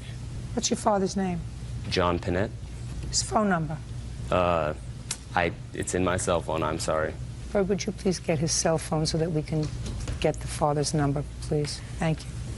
And he's going to verify that he paid this bill, sir? Yes, when I he call would. him on the phone? Good. We're going to do that. Okay. In a minute. Okay. Now, I'll hear you, Miss Schwartz. On December 14th, I was hanging out at Kip's house, and I asked him if I could borrow his car to go over to Jessica's house. Where does Jessica live? A few blocks from his house. And he said? He said yes, he let me borrow it. Good. So you understand, Miss Schwartz, That's a different place than she was. Excuse me, Your Honor. You do understand, madam, that you did have limited authority to take his car to go to Jessica's house, which is a few blocks away. You understand that? Yes. Yeah. Now tell me what happened. I drove over to Jessica's house and told her that I was using Kip's car. And she called me at 5 o'clock in the morning and woke me up. At Jessica's house? Yes. And told me she was drunk and stranded in Sunrise, so I didn't even think to call Kip and ask permission because he let me borrow his car. He knew I wasn't... No, my dear. He knew I wasn't going to bring it back until the morning, so I... Darling! Yes. You get it now? You look as if you're smart enough to get where I'm going. Yes, ma'am. You went to pick up your friend in Sunrise. And how far is Sunrise from Jessica's house? Approximately 20 miles. 20? Miles. Miles, not blocks, miles. And it was coming back with her, this drunken friend of yours, that you had the accident. Yes. Now tell me about the accident. I was just driving and I was coasting, so I was in neutral. And then I tried to put it into gear and it would not go into gear. And I went to park immediately and I hit the curb and popped the tire. That was probably about 5:30, 6 o'clock. You must have hit the curb very hard. Well, yes, it was hard enough to pop the tire. And I immediately changed the tire. And since it was about 5:30 in the morning, my friend that I picked up just walked to her house because we were about a block away. And I slept in the car and called Kip about 9 o'clock in the morning to tell him that I was going to get his car towed back to him. Let us assume that I believe you, that Mr. Panett said that you could borrow his car to go to Jessica's house, which is a few blocks away, to stay over. When you exceeded his permission by going 20 miles away the next day, you no longer had his permission. Do you understand that? But he knew I was going to have it till the morning. Don't tell me what he knew. He gave you permission, according to you, to drive it a few blocks. A few blocks is not 20 miles. I have my witness here that saw him give me permission. I just said, don't you have your listening ears on? I said, if I believe you, he gave you permission to take it a few blocks away. Once you took it 20 miles away, you no longer had permission. Your Honor, he lets me borrow the car all the time. That's not true. Just a second. Where do you think you are? Right here. Where is here? In this witness chair. And until you stand up there, what are you supposed to do? Listen to you. Right. Once you exceeded the scope of the permission, you no longer had permission. That's the law. Do you understand it? Yes. So all I have to do is deal with the issue of damages. And for that, you're going to give me John's cell phone. Yes, ma'am. Just let me power it up. Power it up. John Panett, this is Judge Judy Scheindlin. How are you? I'm very well, thank you. Do you have a moment for just a couple of quick questions for me? I'm here, as you know, trying a case involving your son and this young woman who took his car without permission. Are you familiar with that? Okay. Did he ever ask you for any money to help him repair this car? When was that? 3 months ago. Do you remember how much it cost you, sir? Approximately. And did you use your credit card? Did he pay you back that money? I know, I have children. Did he tell you how it happened? That he needed a new transmission? Was he driving the car? Okay. Very good. And you used a credit card? Okay, great. Thank you very much, sir. I appreciate you taking the time. Bye-bye now.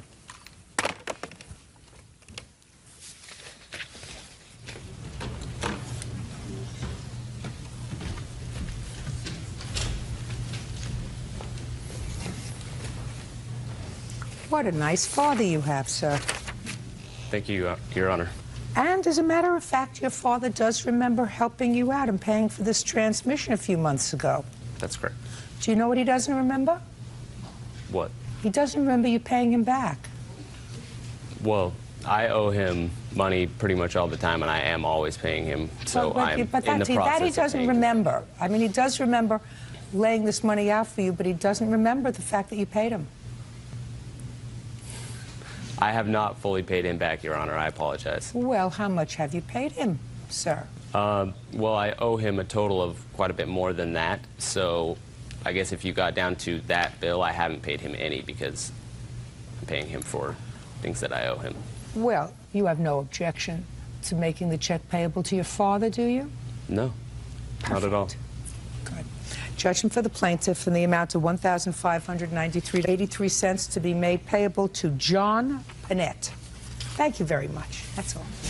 Damian Cecere says he helped friend Amy Brown with a loan to get started in a vitamin selling business. Damian claims Amy has yet to pay him back. Pronounce your last name for me. Cecere. Mr. Cecere, I want you to understand that I have some familiarity with the kind of business that you're in.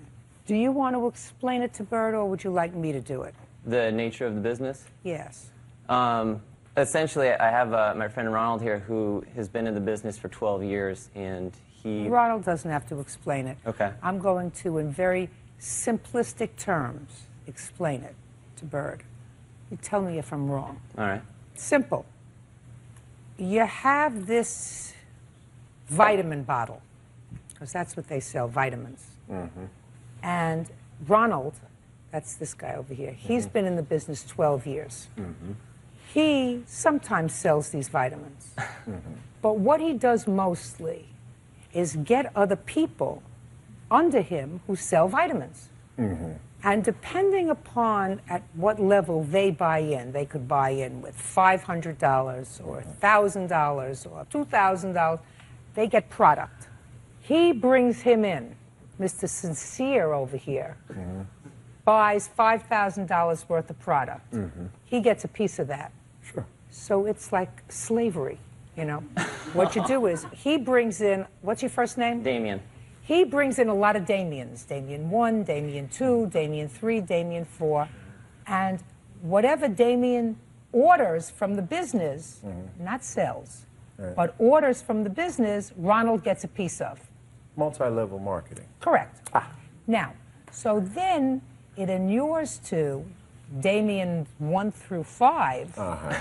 They say, listen, we want to be Ronald too. Of course. So we're going to see if we can get, what's your name? Amy. A whole bunch of Amy's under us to buy as much product as he can, because they get a piece of whatever Amy buys. Of course. And him they too. also, and so does Ronald. That's right. Because Ronald gets a smaller piece of Amy, but he still gets a piece of Amy. And then, what's your name? Davey. What's your name? Cody. Cody. Cody. I want to get a whole bunch of Codys because that's the way I'm going to make my money. And he's going to get a little piece of Cody, and he's going to get a smaller piece of Cody, but everybody's going to get a piece of Cody. That's the way the game works. Oh, yeah. Got it? That's right. Pretty much.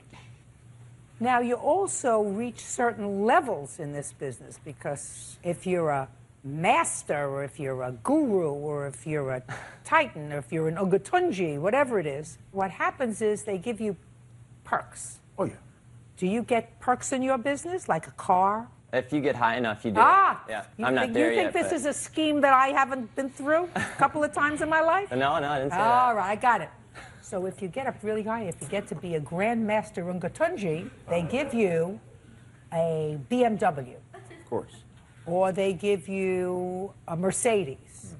So there are advantages for Ronald to get a whole bunch of Damians, and for Damians to get a whole bunch of Amy's, and for Amy's to get a whole bunch of Cody's, because in addition to getting the money, you also get the perks.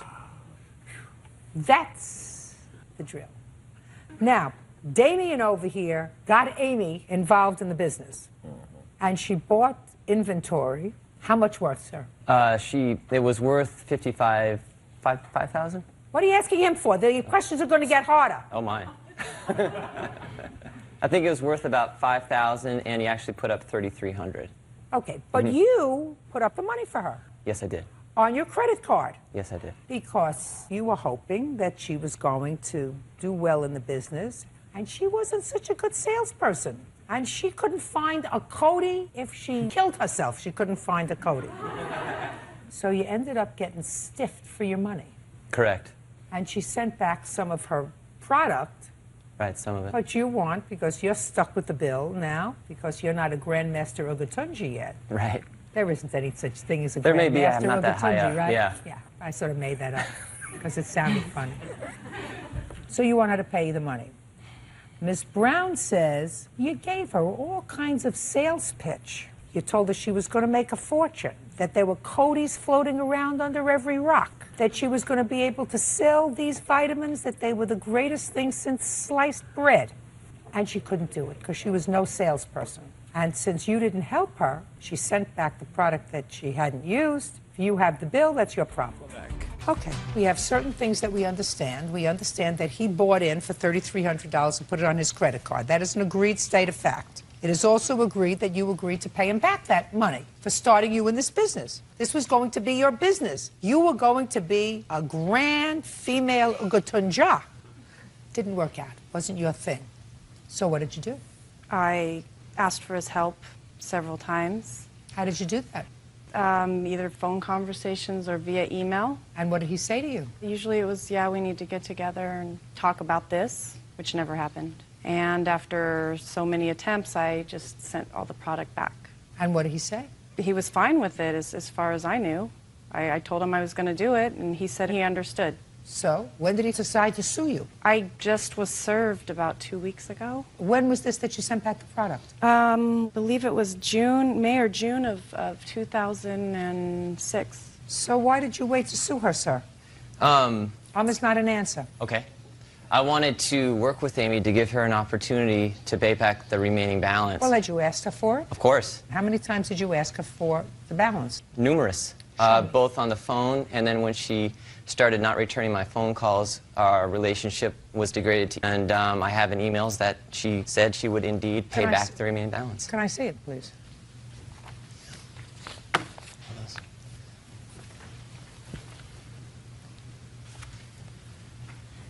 May I say something else, Your Honor? Yes. I absolutely did make every attempt to not only talk to Amy on the phone, but to get together with her, to involve her in opportunity meetings. Ronald also met her in Anaheim for a meeting. I feel like we put forth a very fair and aggressive effort to assist her with this.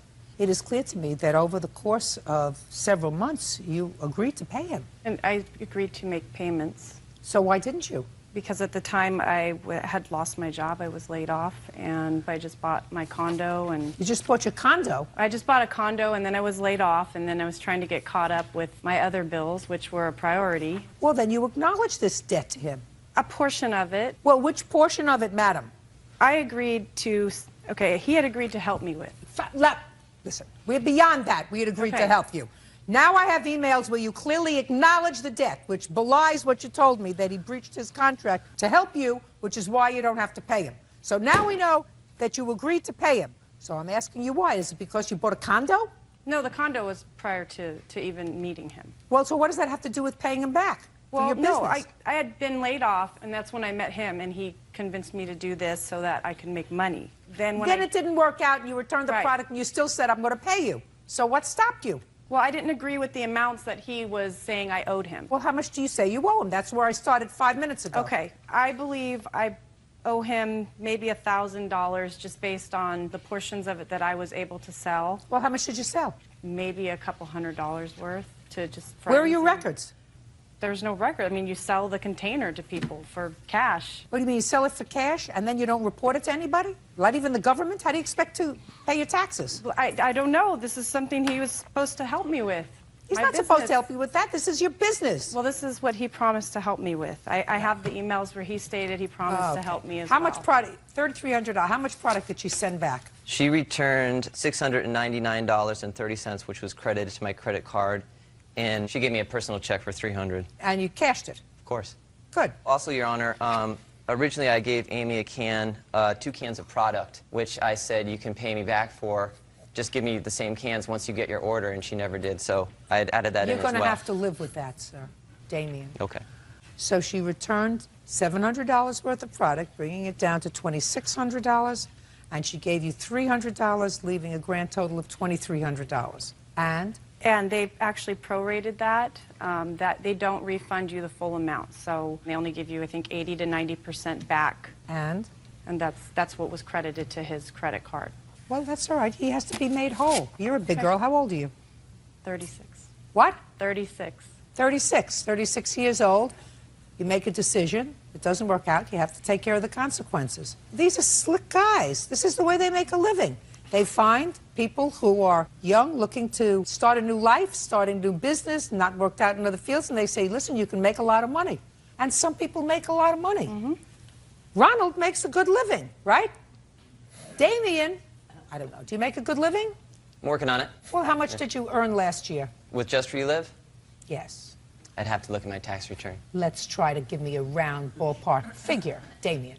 I'm going to say probably around $8,000. 8. You make a lot more. You've been there 12 years. Yeah. How long have you been in, Damien? About 3 years. Oh, when you're there 12 years, you're going to have that Mercedes you want. I hope so. What kind of car do you drive, Ronald? I drive a BMW. Now. Can I say something? Sure. The business has a 1-year money-back guarantee. So at any point, she could have returned the product and got 90% of her money back. The business isn't designed for people to fail. If they don't want to do it, if they get a new job, that's okay. So if there was ever a discrepancy, she could have returned all the product and Damien would have got reimbursed. So. But she didn't. Right. She's got to pay him. Okay. Thanks. Sure. Judgment for the plaintiff in the amount of $2,300. Thank you. That's all. James Elmore says his sister, Shauna Padilla, owes for loans to make her mortgage payments.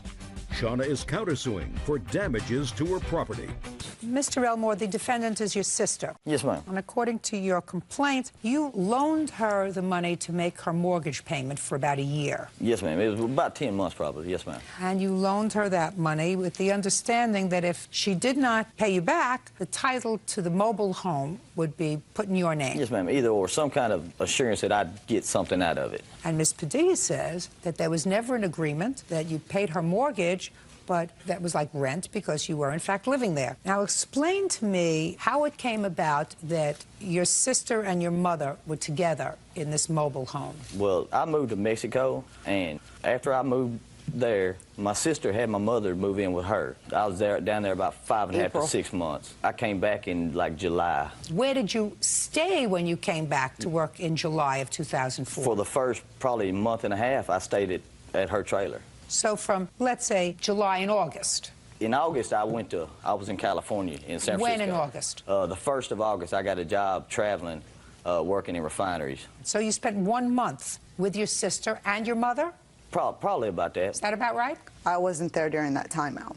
Who was there? She was there, ma'am. All right, so you say she was there. So you lived there for a month in July. When did you have this conversation with her about the mortgage? I'd say it was in June. The end of June. So before you moved in? Yeah, I was still in Mexico before we had this conversation. So in Mexico, she called you and said what? That she's a couple of months behind on her payment. They're about to repossess it, and she moved my mom in with her, and I didn't want my mom to be, you know, stuck out because she didn't pay her bills. So? So I came back, and I got a job building swimming pools and started paying, you know. And she said that she wasn't working because she was waiting on a workman's comp thing to come through, which after a while, don't speak to him. At my stage in life, I can only hear one person talk at a time. Yes, otherwise, I get confused. But after a while, you know, waiting on her workman's comp or whatever to start up so she could pay her own bills, you know, it got kind of old. And she was quite a bit behind, about $1,100, I believe. You were living in the trailer for the month of July. Yes, ma'am. So I would assume, at least for the month of July, you were going to pay some rent. Yes, ma'am, but this month of July, I was paying the month of May's rent. You know, I was paying her back payment. If you paid her the back payment for the month of May, how much did you pay for rent in July when you were living there? Well, I never had a set payment, you know. I mean, I guess I would owe for that month of rent, you know, but... I guess you might. Yes, ma'am. Because you were working, right? But see, none of that... Yes, ma'am. Go ahead. You don't think that she should pay for a time when you were living there and not paying rent? Yes, ma'am, but I was paying her bills too, evidently, because she was not working. She had no income coming in whatsoever. How much in total did you pay towards this trailer? Trailer and utilities. Trailer. Trailer, I don't really have an exact on just a trailer, but I would just send money orders, and whatever they put it on, that was that. That was nice of you. I don't hear anything about a loan. Yes, ma'am. That's what all this was a loan. Well, that's what you're telling me, sir. That's not what they tell me. Yes, ma'am. But I would not have come back, you know, to pay all her bills. I was living in motels this entire time. Not in July. No, I got that job in August. Not in July. Or the past 5 months. Listen to me. Where have you been living the last 5 months? A couple of months I was there. But then she got mad because of cell phone, so she told me to get out of her house. She ended up calling the police to have me removed. Miss Padilla? Yes, ma'am. But anyway, my roommate here, he was having to loan me money because I was sending all my checks I'm in. talking about the last 5 months, Mr. Elmore. Where were you living? I've been living with him for the last month and a half. And a little while I had to live in a shed next door to the house, believe it or not. The night after she called the police, they made me leave and told me I couldn't come back. I stayed in the shed for about 3 weeks. Mr. Elmore, you and I are not coming together on the same wavelength. Yes, ma'am. Explain to me why you have a case of a loan. Well, because for all of those things. I paid off her trailer payment. You know what I mean? Her trailer got paid for, and it all came from me, ma'am.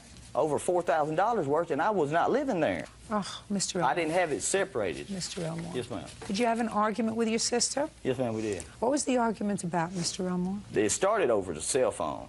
She asked to borrow my cell phone. I wouldn't let her. Why? That just, I don't know. You didn't feel like letting her? Yes, ma'am. So no, I had no reason, but I just told her no. So fine. She told me to get out of her house, and I told her no. You know, I said I paid all this. So she said it's in her name, and... So she said it's in her name, get out of my house. Yeah, exactly. I refused to leave. Well, she called the police. And what happened when the police got there? They made me leave. I left. Is that when you filed this lawsuit? It was a few days after that, when I was living in that shed. You know, I was watching the TV, and I just happened to see your show, and afterwards I called, you know.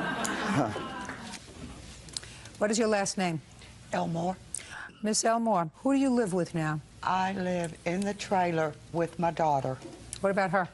She has moved into the trailer with me and my daughter. She lived there. So that when I ask you a question, I expect you to give me a full answer. You live in the trailer with your daughter and this lady? Yes. Who yes, else lives there? Just the 3 of us now. Who pays the bills? All 3 of us. Yes, ma'am. Now, who was paying the bills, say, last July, August, September, October, November? Was your son paying the bills? My son paid a lot. He did. I have never denied that, but I was paying too. It wasn't just Mike paying. And your son contributed, according to him, some $4,000 over a 13-month period. Is that right? Actually, it was more than that, but I've lost several receipts. Now, Mr. Elmore, yes, ma'am. Would you be here today if it wasn't for this cell phone incident, sir? Yes, ma'am. It had been going through my mind for a long time, you know, because I wanted my money back. Well, you're not going to get all your money back, sir. You lived there for I'm aware of that. You lived there for 4 months. Yes, ma'am. I'm aware of that. Ma'am, he came back in March, and he did not leave again until the end of August. The last week of August. No, March, April, May, June, July. So it's 6 months. Not the last week of August. It was about the middle of August. So the date on the last receipt I had was 5/5 of 05. Just a second. So that's May. That's not March, ma'am. Just a second. Yes, ma'am. Are you saying your mother is a liar? She says you were there March, April, May, June, July, and part of August. So is what you're telling me that your mother is lying to me? Yes, ma'am. I'm saying I was not there then. Now, tell me, in March, he came back for how long? It was about 2 weeks, I believe. And then he left out for the job. He never actually got to work on that job. He got sent back right after that. And when did he come back? Probably at the end of March. So was he living in the trailer in April? Yes, ma'am. May? Yes, ma'am. June? Yes, ma'am. July? Yes, ma'am. And part of August? No, ma'am, yes, I was not. And part of August? Yes, ma'am. Okay. And the previous July he was there when he came back from Mexico? Yes, ma'am. For 1 month? Yes. Miss Judy, she says that I was there before then. Like I said, I got the date on the first receipt that I paid is 7/14 of 04. I was paying a May 15th bill because when she called me, she was 3 months back. Listen to me, Mr. Elmore. She got her dates confused, ma'am. No, Mr. Elmore, listen to me carefully, sir. Yes, ma'am. Your sister does not deny, nor will she deny to me today, that she called you and said, I've gotten behind in my bills. I didn't call him, ma'am. Or contacted him, or whatever, and said, I need some help. She's not denying that you gave her some help because the mortgage was behind. What your family is saying to you is you lived there for a longer period than you've indicated to me today, not just a couple of days, which you say in your complaint, you know, that your employer pays for your motel and that's where you were living, that you were living there for a period of at least, according to both your mother, who I believe, and your sister, July, part of March, April, May, June, July, and part of August. So at least 6.5 months. And for that, living there for all of that time, you contributed $4,200. That's pretty reasonable. You have a roof over your head, you have gas, you have electric, you have food, you have whatever else it takes. And if you helped your family out for another 3.5 months, you don't come in here and bother me about that. What you're annoyed about is that your sister, for whatever reason, after you said she couldn't use your cell phone, told you to leave. So you got annoyed. And then you had nothing to do, so you went and watched me on television and said, aha! I'm going to go and file a small claims court case. Mr. Elmore, well, Mr. Elmore, get a life. Case is dismissed. I just excuse me, step out. Excuse me, excuse me, excuse me. I have a counterclaim. It's dismissed. Okay. If he bothered you, annoyed you for a year, and you let him bother you and annoy you for the year, that makes you not too smart. I moved out of the state to get Very away from him. good. That's exactly what you should do. Billy Tyler says his daughter, Tiffany Cantrell, had him falsely arrested for stealing her car.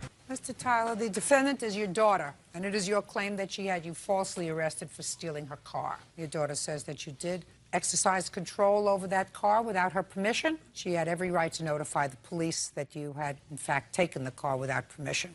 So let me start with you, Miss Cantrell. I understand that you are married. Yes, ma'am. Your husband is in the armed services. Yes, ma'am. Where is he currently located? He's in Afghanistan. And how long has he been there? He's been deployed since October. This car was originally purchased for him. Yes, ma'am. Tell me how it came about that your father got the car in his possession. The car was on my grandmother's property, and he took it because he was angry that my mom had left him. Where did you get the car from, Mr. Tyler? Judge, I originally bought the car in Cleveland, Alabama at a car auction.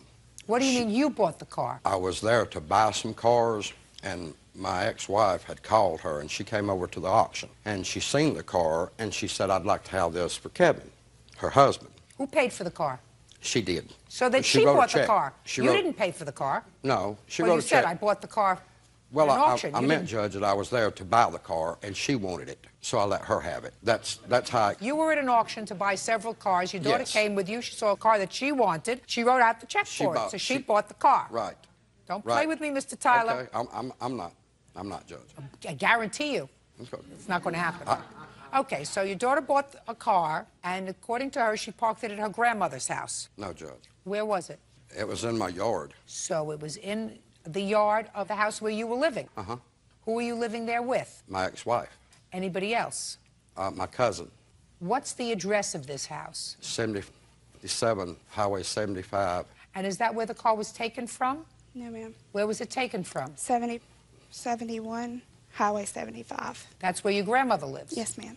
Do you live next door to your mother-in-law? That's my mother, Judge. Or your mother? Yes, ma'am. Was the car parked at her house at any time? No, Judge. Okay. How did it come about that you took control over this car? When the car was bought, it was to be brought to my house to fix for Kevin. And at the time, Judge, they were going to pay for it to be fixed. And Kevin had gotten hurt and come home. And Kevin asked me when he was home if I would keep the car at my house until he came back and fix what it needed, and when I get home, I'll pay you for it. Okay. So we had a windshield put in it. When you walk out my back door, it was sitting right there with a car cover on it. Then, Judge, when my ex-wife left... Okay, so you separated. Yes, ma'am. Go ahead. It's a long story behind it. Let's put it simply. Ultimately wanted the car. To give to her mom, because I wouldn't let her mom Just a have second. one. In whose name was the car titled? Mine. Yours. And my husband's. So she said, I want the car. I'm going to give it to Mama. Yes. So what did you do? I had told her prior to this that me and Sammy was going to fix the car. He would do he told me, he said, if you'll pay for the parts, I'll do the labor, and when Kevin comes home, we'll give it to him. And, Judge, that's what I had in mind doing. I don't care what you had in mind, and sir. I don't care what you had in mind. I got the gist of it. You and her mother separated, and she said, I want the car to give to Mama. Right. I assume that's because her mother didn't have a car. Right. And Okay, and you said no. And not unless you pay me. Okay, so now you want to be paid before Kevin came back from Afghanistan. Well, if she was going to take it. Okay. You had made an arrangement with Kevin that he would pay you for the parts when he came back from Afghanistan. Yes, ma'am. That was your contract. Yes, ma'am. So now you're changing the contract because now you want to get paid right away. Well, the car was to stay there, Judge, till he came home. No, It can go anywhere that the owner says it can go. But he told me to keep it there until But then you spoke to him again, and he said to give it to her. No, he called on the phone, Judge. I said you spoke to him again, and he said to give it to my wife. If she pays. No. Yeah. He said, give it to my wife. If she pays the labor to Sammy, not the parts, but just the labor. Labor to Sammy has nothing to do with you. Right. What did you do with the car? Well, a couple of days there, the car winded up. You could tell where it had tried to be broken into. Not for sure who done it. We took it and put it in storage. Not we, you. Well, me and my cousin. He had done the labor on it, Judge, and I'd paid for the parts. Did you tell her where it was? Yes, I told her I'd put it in storage, and when she paid us, she could get it. There was a labor lien against it. And she wanted proof of it, Judge, so I sent her proof of it. Let me see what you mailed her. And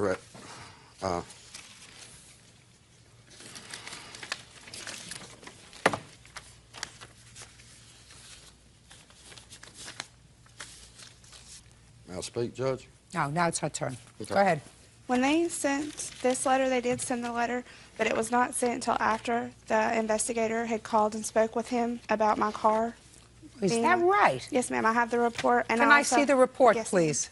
That's interesting, because you send her this ridiculous note that says, I have in my possession a Pontiac Firebird, and there is a $10 storage fee on it. And then you change the amount of repair bill. It looks like you put first it was $1,300, then it was $700. I don't know. Can't figure this out. And you say if you don't respond within 90 days, the car will be sold at public auction. Now this, I don't know what date this is, but she signed for it on May 23rd, because she allegedly sent this by certified mail. But she filed this incident report on the 16th of May, which is before you sent this letter to her. So the police contacted you. Put your hand down. Police contacted you and said, where's the car? Probably. Or they contacted Sammy. No, they come out and contacted me. Oh, there you go. And then you sent her this letter. Judge, the officer, the day he came out, he wanted a copy of that letter. The day the officer come out and talked. It's absolutely impossible, sir, because you dated this letter May 17th. That was the next day after the officer took this complaint. Judge, he didn't come out the day he took the complaint. I don't care whether he came out and took the complaint on that day or not. It doesn't make any difference, sir. Okay. What I'm telling you is, I got the whole story. You know what the whole story is? You were mad at your ex-wife. Oh, yeah. And you didn't want her to have a car. Don't shake your head no to me. You were angry. You didn't want her to have a car. And you had worked on this car. And when your daughter said, I'm going to give this car to Mama to use because you're not giving her a car, you said, over my dead body. Because I was going to give it to Kevin, but I won't give it to the woman who I've lived with for the last, I don't know, how many years? 30 years? 24, Judge. 24, and raised a bunch of children with how many children? 4. 4 children. I'm not going to give it to her because I don't like her. I like this stranger, now husband of my child, and I'd give him for nothing, but I'm not giving it to my ex-wife because who the hell does she think she is throwing me out? You're right. Well, that's too damn bad. You had no right. That's too bad, Mr. Tyler. Mr. Tyler? She took it all and gave it to a man one time. She ain't going to do it again. Listen to me, Mr. Tyler. I don't know the reason after 24 years and raising 4 children with somebody that they say, I don't want to live with him anymore. I'm not going back over that. I don't know whether you were a good husband, whether you were not a good husband, whether you were a kind person to her, whether she was a kind person to you. I have no idea. She's the one who left. She may have had good reason. Let me tell you something about most women. And how old is your wife? 42. Most women, if they have a loving mate, someone who cherishes them and cares for them, some of them appreciate it. I'm speaking, and treat them well, they don't say, I'd rather go it alone. See, sometimes men do. Because, you know, men will turn around and they'll say, well, I can find somebody who's 20. What do I need? This 42-year-old who's raised my 4 children.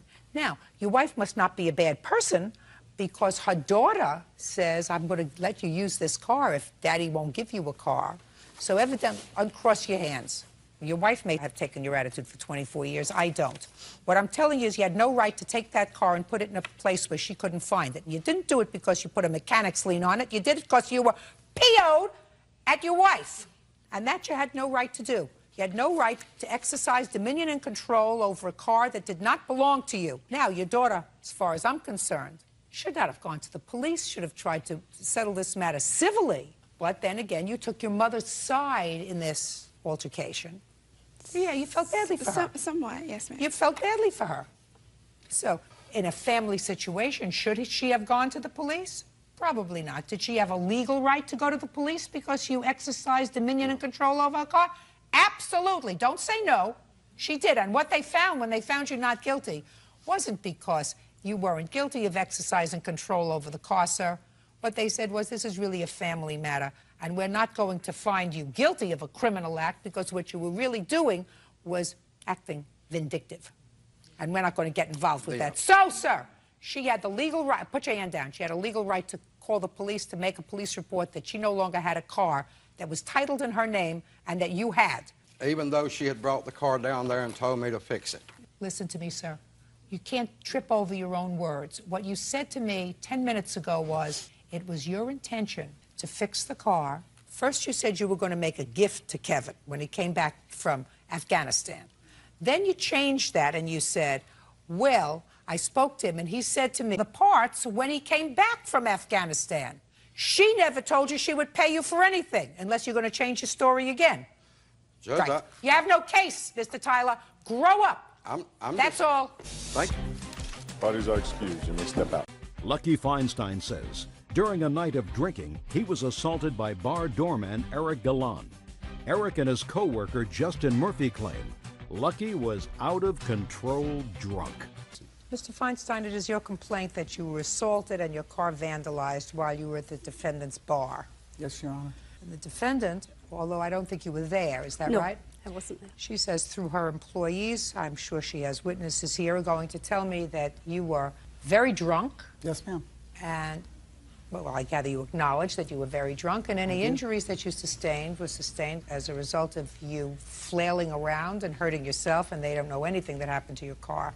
So, what's the name of your bar, pub? Scotland Yard Pub. Which of your employees was there that evening? Justin and Eric. All right, stand up, please. And you don't know anything about this of your own personal knowledge? No, I wasn't there. You can have a seat. Justin? Yes. And Eric? That's correct. What is your given first name? Lucky. That's what your parents named you? Yes, ma'am. Interesting. Are you an only child? No. There's 3 other siblings. Are you the first, second, third, or the fourth? I'm the 4th. You're the last one. Lucky to be here. Got it. This incident happened at the pub. The 22nd of what? First, we got to get the date. Questions get harder, Lucky. 7/22, I believe it was. Had you been to this pub before? Only a couple times before this. Immediately prior to the 22nd of July, when had you been to the pub? Maybe a week before that. So sometime the 15th, 16th. Yeah. Prior to that, when had you been to the club? Maybe a month previous to that one. Never had any trouble there? Never, no. You have a drinking problem? No, not necessarily. Yeah, I like to drink, but I don't consider myself having a problem with it, no. Well, according to you, Lucky, on the 22nd of July of 2005, you were drunk. Yes, ma'am. If I had to place a wager, I would say you have at least a minor problem with alcohol. I would agree with that, yes. Who do you live with? I live with my parents. They still think they're lucky? I help them. I think that they do, yes, because I help them out. So tell me what happened on the 22nd, Lucky. Okay, in the afternoon, I was at my friend's restaurant, which is a couple doors down from theirs. What were you doing there? I was eating pizza. They have a pizza place. I've been going there for the past 25 years. And I decided to go next door, and I was advised to never ever go into that place because I would end up in trouble there, because there's always trouble over there. I went over there and ended up there a lot longer than I anticipated. I had way more drinks than I, wanted to have, but I was having a good time, so I kept on. How were you having a good time? Well, I was shooting pool, and I was talking to people, and I was buying several people drinks. Then approximately 10 o'clock, 10:30 at night, I made the mistake. What time did you arrive there? Oh, maybe 3 o'clock in the afternoon, and I had maybe 12 beers there or something like that. I was out of control, I admit that, but I didn't cause any problems. I wasn't obnoxious. When you say you were out of control, Lucky, well, drinking-wise. Tell me what you mean. Drinking-wise, I overdid it drinking-wise, and I knew that I was drunk, and I wasn't about to drive out of there to leave, I was going to call a taxi, and I went into the bathroom.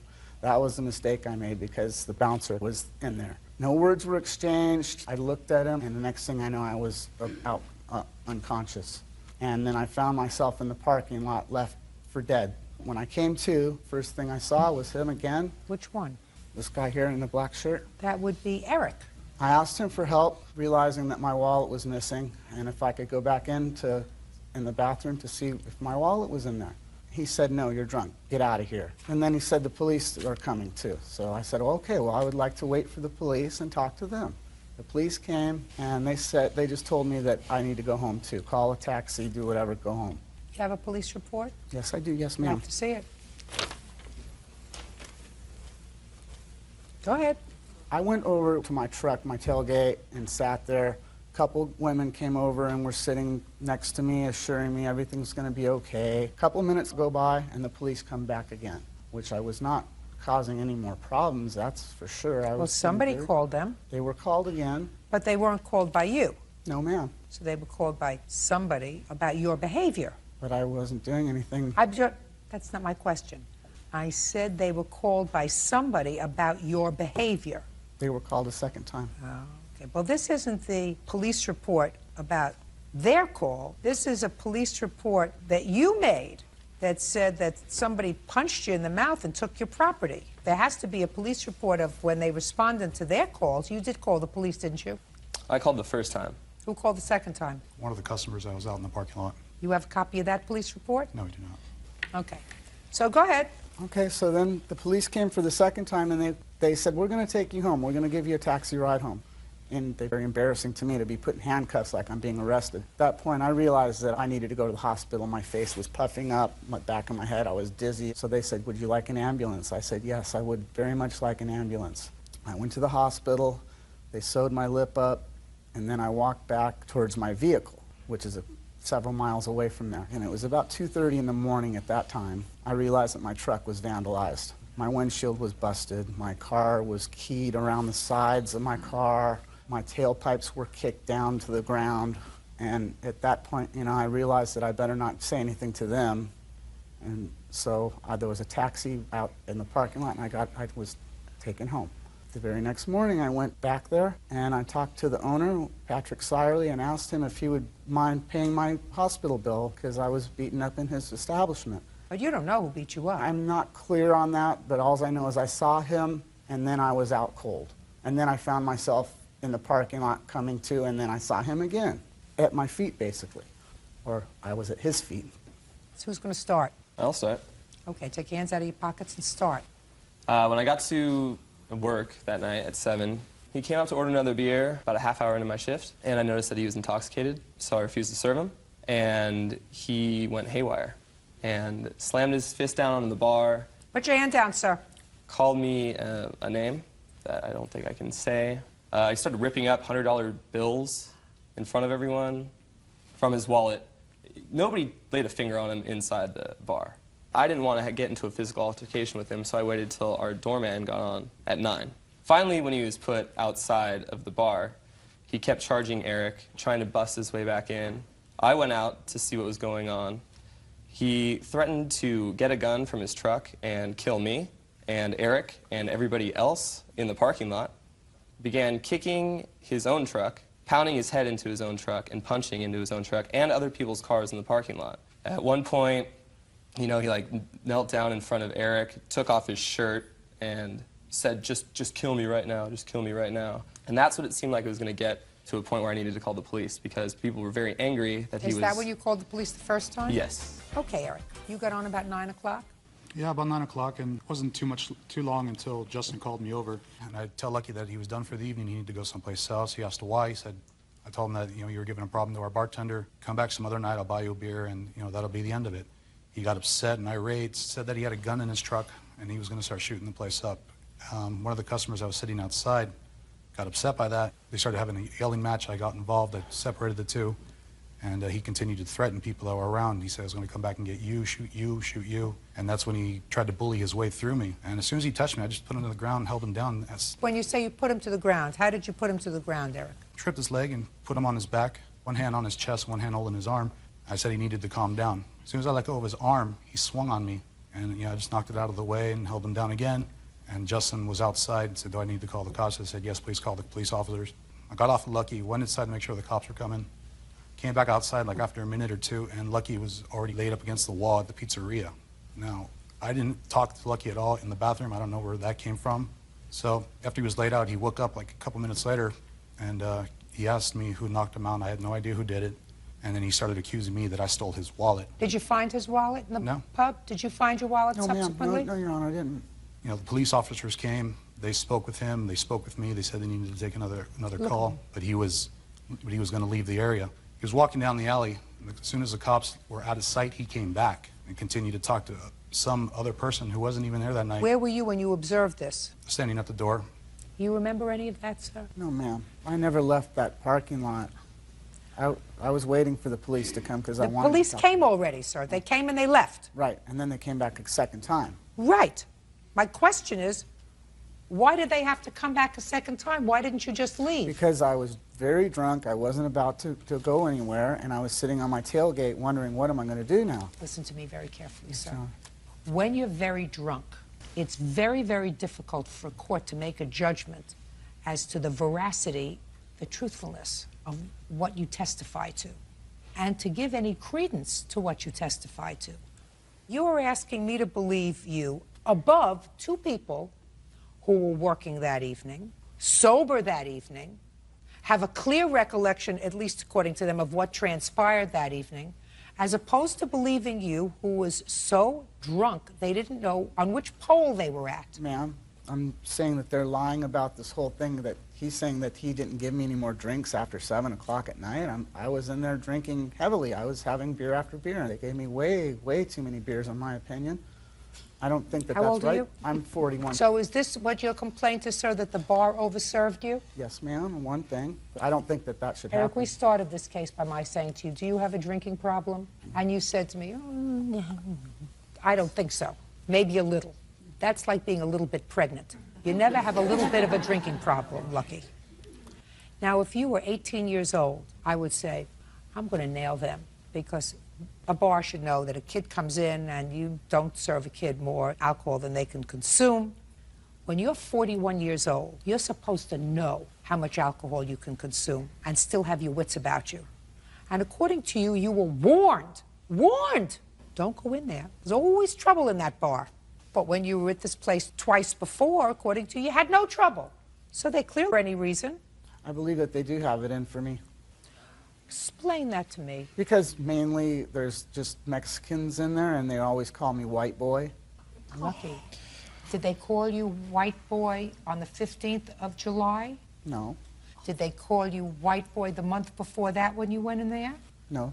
You didn't change composition from July 15th to July 22nd, did you?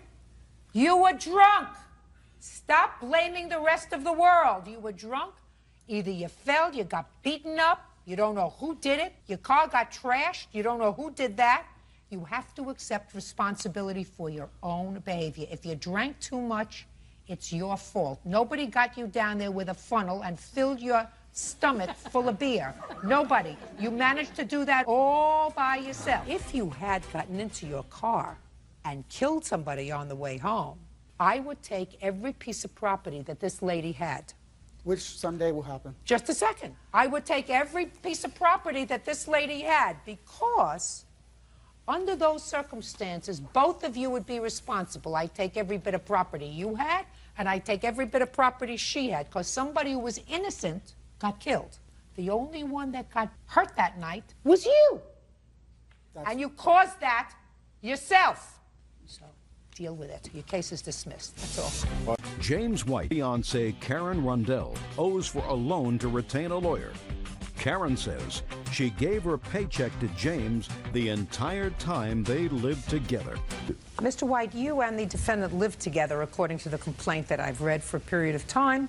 And it is your claim that during that time you made a loan to her in the amount of $5,000 as a retainer for an attorney because she was having some legal problems. The defendant says that while she acknowledges that you wired the money into a joint bank account that you had for the attorney, that money was paid back because all that money that was in the joint bank account was put in by both of you subsequently.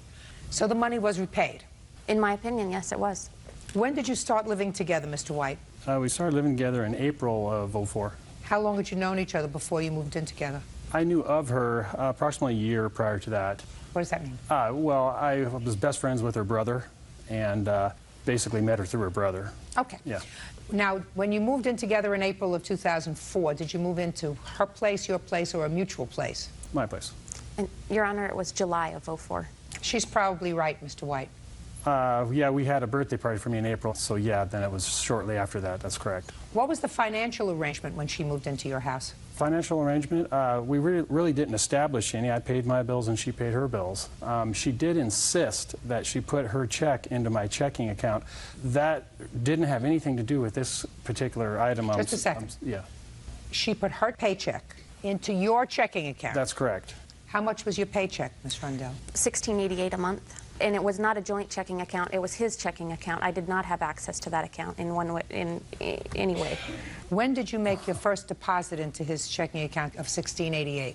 I believe it would have been the month of July. I moved in roughly maybe the second week in July after we returned from vacation. So let's be on the safe side. Let's say August. That would be safe to say. And how many months did you put your paycheck into that joint account? Every month. Until when? Until January. My paychecks ended in January. Unemployment August, started. September, October, November, December. 5 months. And January. And January. Correct. So it's 6 months, and that's easily verifiable by looking at your bank statement. No, I don't agree with her putting that much money in there.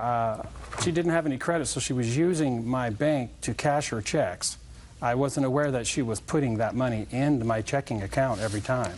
This is a savings account statement right here. I could have put it in my savings had I been allowed to. This shows that there was no money that went into this account until a tax return was automatically deposited in the month of March. Do you have your bank statement, sir? No, ma'am, I don't. I just have a check that I had wrote her.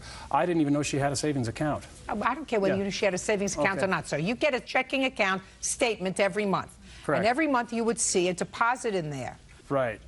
And that deposit would not be your deposit. I mean, we know what our deposits are. So she was depositing her check into your account. And that account would also show certain withdrawals if she was using your checking account as merely just a revolving door for her money. She was putting it in and cashing it. She was putting her check into my checking account during the beginning of her stay at my place, and then we were using my check to write checks for all the bills. It was not in name a joint account, but it was a joint account because that money was being used to pay joint bills. Correct. $16.88 per month. Correct. Are you chewing gum? Yes, ma'am.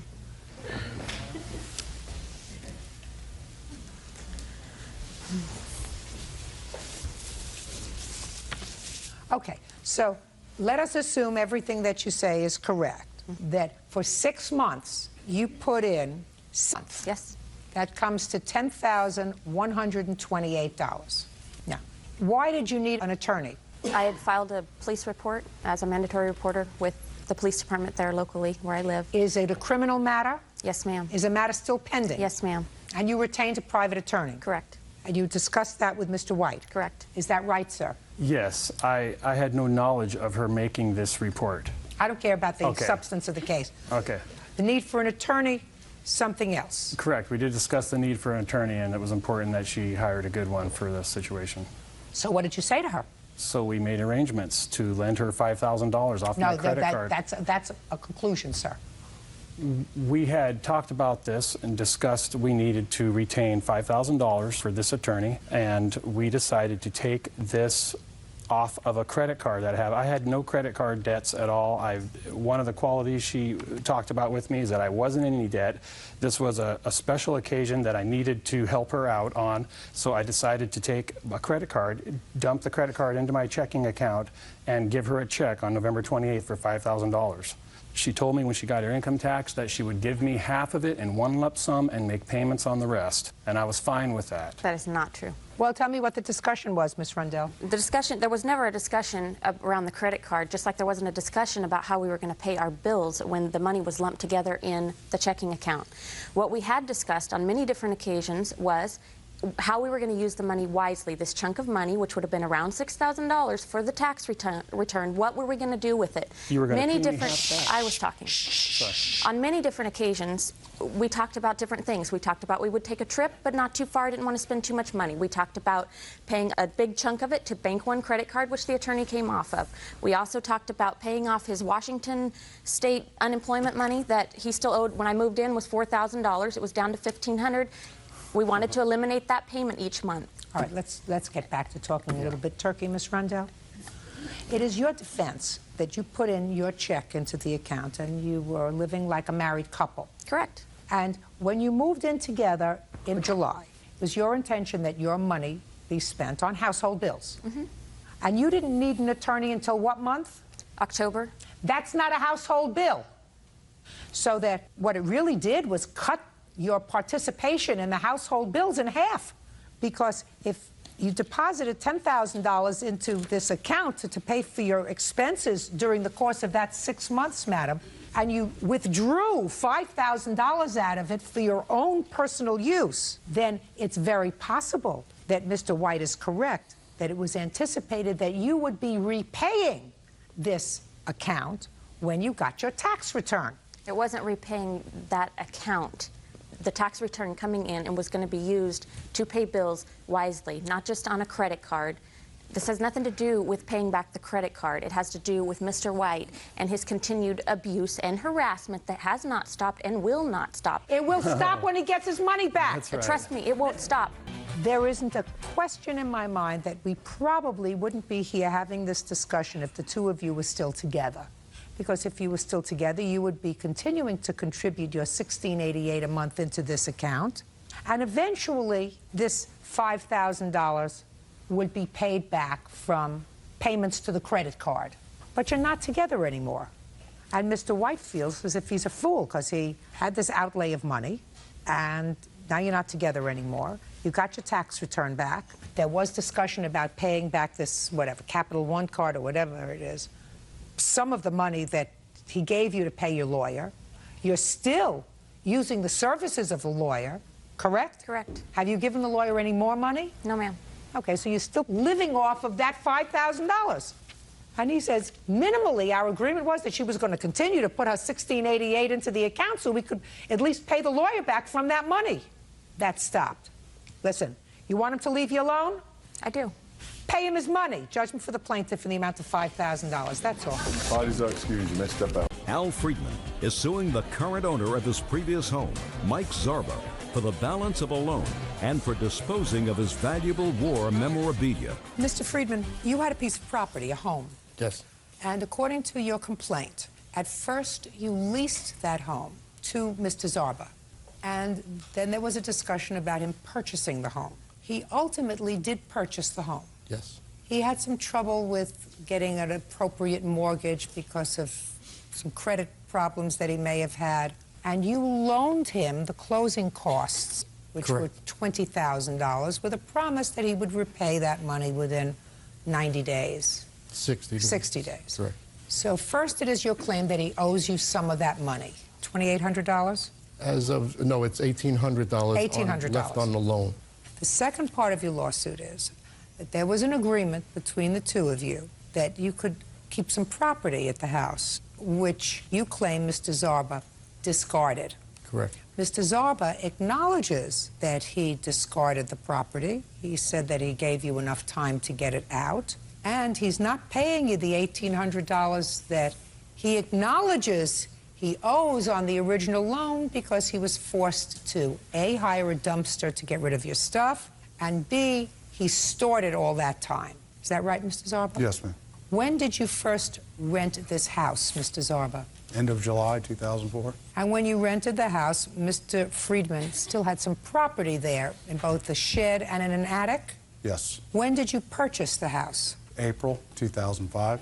And when did Mr. Friedman loan you the $20,000? The closing, but we had an agreement where I did some work for him, so it wasn't really a loan. Listen to me.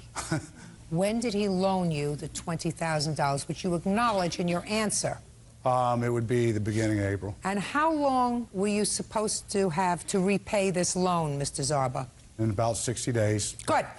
When does your receipt indicate that you hired this dumpster to get rid of his property? August 5th. When did you tell Mr. Friedman that you weren't going to pay him his $1,800 until he removed his property? It was the end of July, right? July what? 20th. And tell me about the conversation that you had with Mr. Friedman. Well, he showed up unexpected again. He treated me like I was a mini storage. Listen to me. What conversation did you have with him? The conversation was, you need to take care of your stuff, get it out, and we'll settle up. Well, he came to your property Yes. looking for money. He didn't come there looking to take his stuff. He came there looking for his $1,800. Well, it was $2,800 then. And I gave him $1,000. And when you gave him the $1,000, you said, when you get the rest of your stuff out of here, you'll get your other $1,800. Yes. Is that what you said to him? Yes. And what did he say to you? He said he was going to get it out. That was the only agreement we had. And he said he would get it out. He said he'd get it out. Now, 2 weeks later, you disposed of his property. Yes. Gave him till August 1st, in a few days. Well, so far you didn't give him any time, sir. You didn't say that to me. You said, when you get your stuff out, I'll give you your money. That's what you said But to I've me. been I asking- repeat, listen to me. Okay. I repeated it twice to you. Okay. What troubles me, Mr. Zarba, quite frankly, is your answer. The first line of your answer is the most telling part of your character. Use nothing. We were overcharged for the home, considering its condition. And he's lucky we didn't charge him for storing the items. That you wrote. So what you're saying is that after you lived there for a while and there were lots of things that you had to repair in the house, you didn't like the condition of the house, you said, I want to renegotiate in my own way the sale price of this house because I overpaid him for the house to begin with. You didn't write there that we had an agreement that we would store the stuff until August 1st. He didn't pick up the stuff August 1st. I hired a dumpster. No. The first thing that you wrote, the most important thing that you wrote was, I didn't like the purchase price, and I'm going to take another $1,800 out of the purchase price because I deserve that. That's not the way life works, Mr. Zarber. Is this your first house? No, ma'am. Well, I don't know what you did in your other houses, sir, but that's not the way you close a house. You close a house, you negotiate a price, that's the price. Once you purchase it, you don't say, I think I overpaid for this house. Let me see how I can get the price down a little bit. We understand each other, Mr. Zarba? Yes, ma'am. Perfect! Mr. Friedman, I want you to tell me what stuff, and I want you to be very careful because I am an ecumenical abuser. I don't like when somebody tries to put one over late in the game, because that's what he did. Yes. I don't like when you try to put one over on me. Yes. So I want you to tell me what valuable items you left in the house. And I made a list, and I'll go You through sure you the want me to list. look at that list? Yes, ma'am. I'm going to take a look at it. The largest items on that list were two major important pieces to me were I had military boxes marked with military. I had a frame of, when I was in Vietnam, of a load crew in front of a plane that had my military ribbons on it. I'm a disabled veteran from Vietnam. There's also boxes I had marked with kids' items that had finger paintings in it from the time that they were kids, and just paraphernalia that they did through the years. What you're really telling me is that the only thing that were there was your memorabilia. That is valuable because two wooden Santa sleighs, handmade, 2 coolers, 2 sets of Malibu yard lights. I don't want to deal with that, sir. Correct. I had 10 years of postgraduate work. I don't deal with this. If it was important to you, you should have gotten it out. Now, you just disposed of everything, Mr. Zarba? Yes, ma'am. Now, that was the wrong thing to do. There was nothing in there that looked like it was anything somebody would save. I've got pictures here. I'm going to take a look at your pictures. Right now. Can I see the pictures, please? I mean, this is what he left me. It's not pretty. Well, the shed's not pretty. First of all, get a new camera or take photography lessons. I don't know what this is. Grass. I don't know what this is. I have no idea, sir. This is a whole major blur. Are you doing I let this on him in purpose? several times. Listen to me, sir. Are you doing this on purpose? No, ma'am. When you took a picture of the grass, I could see that this is grass. Yeah. This looks like a Hungarian goulash, sir. It was in the attic. The lighting wasn't very good. I agree. The pictures don't look great. Listen to me, Mr. Zarba. This has nothing to do with lighting. Okay. This looks like somebody who's had a bad hangover took these pictures. All right. He had no right to destroy your property, so he had no right to take it away. He owes you $1,800 because he's a deadbeat on a loan that he made, and he owes you $1,500 for what he threw out. I'm speaking. Yes, ma'am. Suing him for $4,300, I think that's excessive, sir, for the junk that you left there for over a year. But he has to be taught a lesson that he can't dispose of your stuff. Judgment for the plaintiff in the amount of $3,300. That's it. Goodbye and good luck. Nothing. Parties are excused. You may step out. Kathleen Frazier says her car was vandalized by Janice Turner. Janice says Kathleen won't keep away from her husband. Ms. Turner, is your husband here today? No, ma'am. Where is he? At work. How long have you been married? 8 years. You have children? No, ma'am. Miss Frazier, according to what I've read, you and Miss Turner's husband have been friends for a long time. Yes, ma'am. How many years have you been a friend to Miss Turner's husband? About 20 years. You know him from school? From school. We grew up in the same neighborhood. And according to you, Miss Turner is not happy that you have a nice, close friendship with her husband, and she reacted to that, according to you, by harassing you and vandalizing your car. Yes. Miss Turner says nothing could be farther from the truth, that you have actually been harassing her and she would never do anything to vandalize your car. Correct. I read your answer, Miss Turner, and I read Miss Frazier's complaint. Do you approve of the friendship that Miss Frazier has with your husband? I didn't have a problem with her being friends with my husband. The problem came in when I initially had contact with Mrs. Frazier. She was being chased down the street by another woman, hollering, "You better leave my husband alone." That's my first initial contact with Mrs. Frazier. At the time, I did not know who she was. And me and my husband was sitting on the porch that day, and he looked and said, "That's my friend Kathy." He went over to offer his help, and at that time, she came back over to the porch, sat down to get herself together. After that, that's how I initially met her to let me know. How long ago? That was 6 years ago, ma'am. I'm going to ask you again. Yes. Do you have a problem with your husband and Miss Frazier's relationship? At this time, yes. And when did you develop a sense that this was not the kind of relationship that was good for your marriage? To me, friends is a title, and a friend shouldn't come over every other day, shouldn't call every other day. And also, on several occasions, I came home and she was in my house. I don't think that's appropriate for a male and a female, especially a married man, to be in a house with a woman. That's her. Did you discuss that with your husband? Yes, I did. You told your husband that you didn't want? I think that she comes over too much, and I don't think that's appropriate for her to be in my house when I'm not there.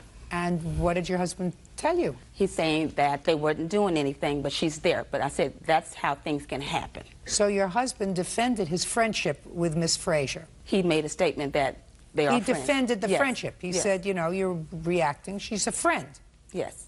Did that stop her from coming over? No, ma'am. She came over while you were working? Yes, ma'am. Were you invited over to the house, Miss Frazier? Yes, Your Honor. By Miss Turner's husband? By her husband, yes. Has he ever come to your house? Oh, yes, most definitely. Does he come to your house as frequently as you go to his house? Yes. So, now I'd like you to tell me, did you witness her vandalizing your car? Yes, I did. Anybody else witness her vandalizing your car? Yes. Who? My witness here, Cletus Brown. Step up, Mr. Brown. How do you know Miss Frazier? I really don't know Miss Frazier. I had, on Wednesdays, I usually pick up a friend of mine, and we usually always go get groceries at the church on Wednesday. So as we was coming back, this lady here, she was in the parking lot. I mean, she was just hysterical. Had you ever seen her before? No, never. What parking lot was she in? At the apartment complex. Is that where you live? No, ma'am. Who lives there? I don't know. A friend of mine does. The person that I picked up on Wednesday to pick up groceries. Okay. So you saw her sitting in her car? No, she was out of the car. She was cussing, calling this lady here, "I'm gonna kick your." I don't know if it looked like a flashlight to me. She was beating the trunk as me and my friend proceeded on. Beating the trunk of what? Miss Frazier's car. And you didn't know Miss Frazier at the time? No, no, I did not. And you didn't know Miss Turner at the time? No. So what did you do when you saw Miss Turner beating the trunk of the car with me and what looked like a flashlight? Me and my friend, we proceeded on into the apartment complex because he stays right there on the first floor. And this lady right here, she was still outside cussing and calling this lady names and So she had proceeded on into the apartment complex. She didn't know which apartment complex Miss Frazier here was in. So she had knocked on some tenants' doors. Who knocked on the doors? The defendant here. I guess she was trying to find out which apartment Miss Frazier was in. So Miss Frazier was saying at that time she really didn't want to cause a problem. She said, she told me she was going to handle this the right way. So Miss Frazier here was calling the police, and she continued on out the door. Where was Miss Frazier physically when she was calling the police? Inside? She was standing right there in the apartment unit with everyone, because everybody was really kind of traumatized. I'm asking you, when she was called, where were you when you were calling the police? Inside our friend's apartment. Whose friend? In the window. Whose the friend's name is Bobby. Is that the person you go to the church with? Right, exactly. But you had never met her before that day? No, right. I never. just met him that day. So you went into Bobby's apartment? I went to visit Bobby on this particular day. And when I was there visiting Bobby, he introduced me to Cletus. This is my friend Cletus. We go to the store together. And we all decided we was going to play some cards. So Bobby said, man, let's go to the store first, you know. So they went to the store. I sat there, waited on them to come back. When they came back, that's when Janice had pulled up. Her van was parked on the street. My car was parked in the building parking lot.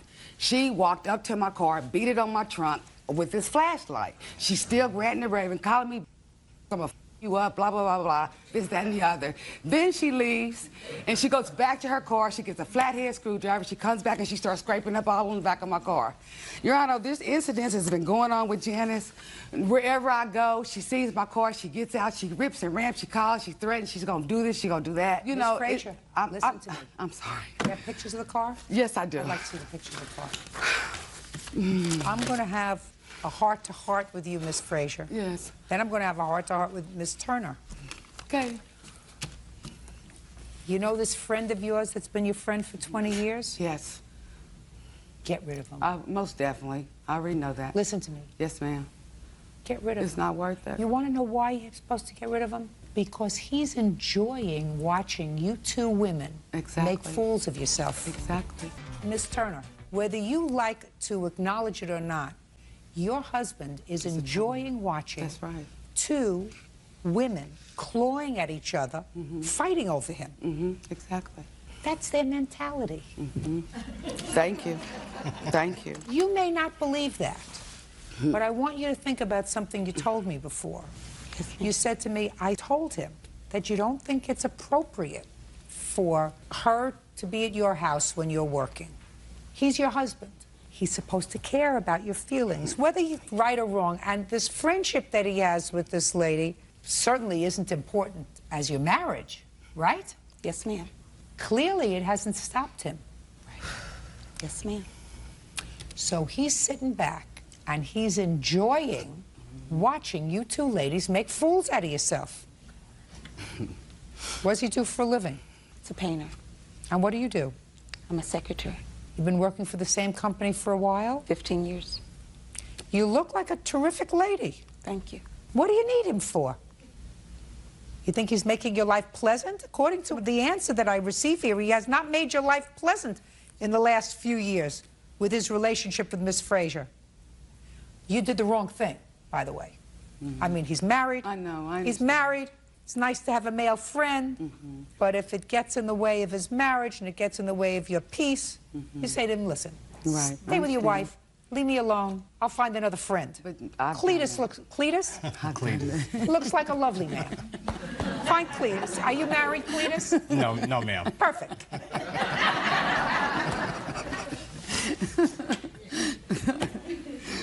Not worth it. You want to say anything to me?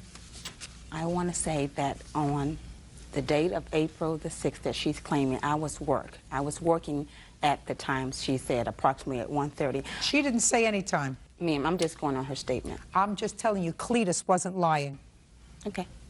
You can't get that kind of frustrated, Miss Turner. Anything else you want to tell me? No, ma'am. Can I see the estimate of the damage, please? Are you friends of hers? Yes, ma'am. Been friends for a long time? Yes. You know the husband? Yes, I do.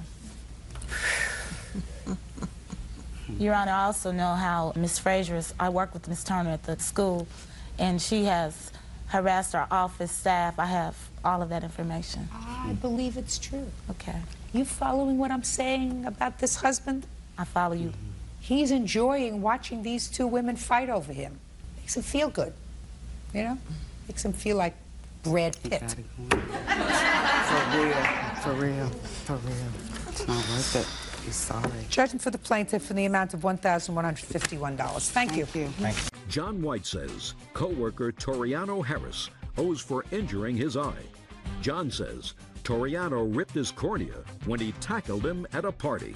According to your complaint, sir, you were at a New Year's Eve party. Yes. Mr. Harris was at the same New Year's Eve party, and you claimed that he was pretty drunk, and while not intentionally, while horsing around, he seriously injured your eye. True. Mr. Harris says everybody was sort of fooling around and butting each other. He didn't injure you, you were just fine, and he questions whether or not he exacerbated this pre-existing eye injury that you had. Right. What time did you get to the party? Probably around 12:30. Who did you go with? Kathy. Where had you been before? At another party. Who was driving? I was. Were you drinking? Yeah.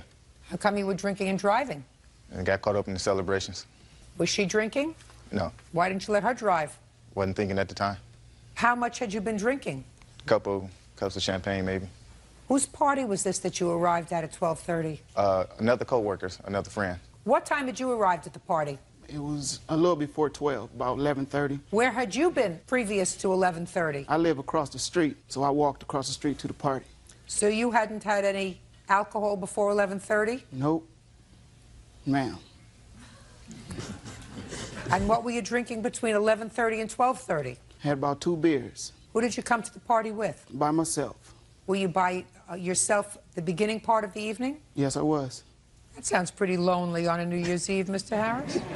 Well, I had just got off work, and then I went home and found out it was a party across the street, and it was somebody who I work with. So I was invited, so I walked across the street. Okay, so now that we've laid the foundation of this evening, you were there by yourself, you had a date, you arrived at 12:30, you arrived at 11:30, you were sober as a judge. Yes, ma'am. Before 11:30, after that, you had a couple of beers. Mm-hmm. Tell me what happened at 12:30 when you arrived, Mr. White. I came in the house, I mingled a little bit, had some more drinks. Probably 45 minutes to an hour after that time of mingling. Mr. Harris here was just a little bit out of control. He was obviously way drunker than he said he was.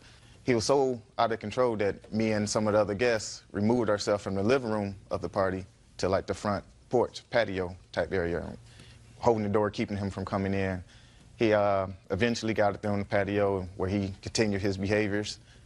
Describe his behavior to me, please. Out of control is the only word I can use. He jumping around, spitting liquor at us, loud, screaming. He got down into like a football stance and just rushed me. Describe that to me. Show me. What's a football stance? Out here? Yeah.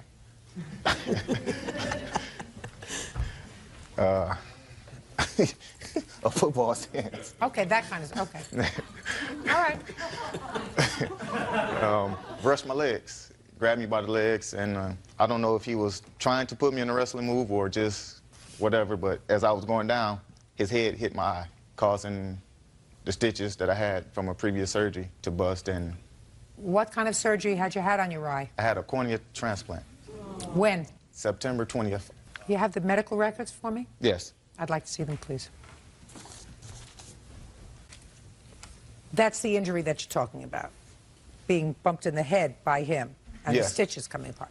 As Did you go to the emergency room that day? Yes, I did. Who took you? My friend here, Kathy. I actually went home to, back Kathy, to you the have a hospital. last name. Smith. You took him to the emergency room? Yes. Immediately after being bumped in the head, did you leave the party? Well, after I got hit in the eye, like I say, he took me to the ground. I think that was the initial impact. And once I was on the ground, he went for probably a headlock and came across my eye again, taking me back to the ground as I was getting up. And at that point, it was when I crawled to the bathroom, tried to wipe the little blood that I did have, and then I left the party. How many surgeries did you have subsequent to this incident? 3. Were you scheduled to have any other surgeries after No. the initial corneal transplant? Right. I was doing. You were doing it was in fine. the period of my recovery process. Okay, Mr. Harris, I'm going to hear you, sir. We was at the party. We had a couple drinks. I had a couple drinks. I knew he was already there, and he was already drinking, because I can already tell the way he was talking. You arrived first. No, he arrived first. No, you arrived first. You said you arrived at 11:30. They didn't arrive until 12:30. No, he was there first before me. Okay, keep going. I already knew that he had been drinking because the way the slur of his speech he was talking. As it struck clock to 12, we all just was having fun. It was party, horse playing, high five. We bumped chests. Then all of a sudden, a buddy of mine had picked me up. I'm looking around like, what's going on? You know what I'm saying? So then all of a sudden, he grabbed me. So when he grabbed me, I broke him off of me. And then he fell to the ground, I guess injuring his eye then. He was the aggressor. I wasn't the aggressor. He put his hands on me first. Did you see what happened? No, he did. I was in the other room. I'm the one that just witnessed. Tell me your name, sir. My name is Brian Dukes. Do you know both of these gentlemen? Yes, ma'am. How long have you known them? About 3 years. Both? Yes. Both nice people? Yes, yes. Okay. What time did you arrive at the party that night? It was after midnight. Were you out on the porch when this incident Yes, occurred? ma'am. Tell me what you saw, please. I'm pretty much a witness to his pretty much out of control behaviors, Mr. Harris. He pretty, like Mr. White here said, he did get down, crouch down in the football stands and did attack Mr. White here. Just describe to me what you saw. He got down in a football stance. Football stands. Then he like just rushed him, just grabbed his legs and like took him down to the ground. Did you assist him in cleaning up his eye? No, ma'am. You were just a guest at the party? Yes. Did you come with an escort? No, ma'am. Were you the only one with a date that night? No. No. Okay. I read your complaint that you had a video. Yes. Somebody was taking pictures of that The evening. homeowner of the party actually was recording the whole incident. I'd like to see it, please. Mr. Dukes, you can have a seat, sir. Thank you.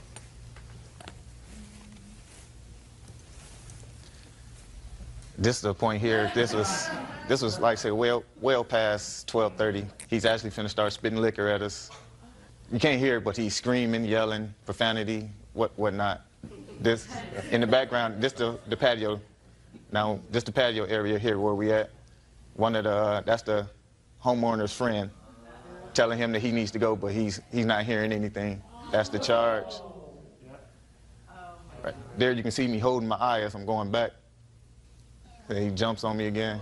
I'm trying to get up now. I brought back down. At this point here, this is where I told him, I didn't use these words, but you just messed my eye up. And he was like, all right, get up, I got you. I'm crawling off into the bathroom now. As he comes back out, he attempts to do this again, but he will stop. This was a separate person here, separate incident. And so that's the homeowner there. At this point, she was just really fed up with him. That's him hitting the door, banging on her front door, glass door. What you're supposed to say, Mr. Harris, is, I drank too much, I was an idiot. I'm sorry I hurt you, and I'm going to pay your bills. You're not supposed to make excuses, sir. Have you seen this video before? No. You've never seen it before? Never seen it Why before. didn't you show him this video before? Maybe then he would understand the nature of his actions. In this process, I've reached out to him twice, not asking him to pay the bills, just to help me. Like I said, we have been friends for some time. I knew that he didn't just have this money in his pocket, but if he would have just assisted... No, I don't. But if he had just assisted with the help, we probably wouldn't be here. I'm waiting. If he knew that his eye was messed up, why would he come to a party and have fun anyway?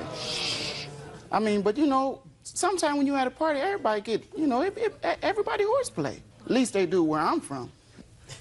You want to take this one, or what do you want me to do? I don't know. There are good questions and there are bad questions. That's a bad question. You know that if you have some delicate surgery, the chances of that surgery becoming infected, inflamed, that can become dislodged, that happens. Is what you're suggesting, sir, that if you have this kind of surgery, you stay in your room? You work at a place where I assume sometimes it gets physical. Exactly. Is that right? Yes. That's his job. So he has to go to work.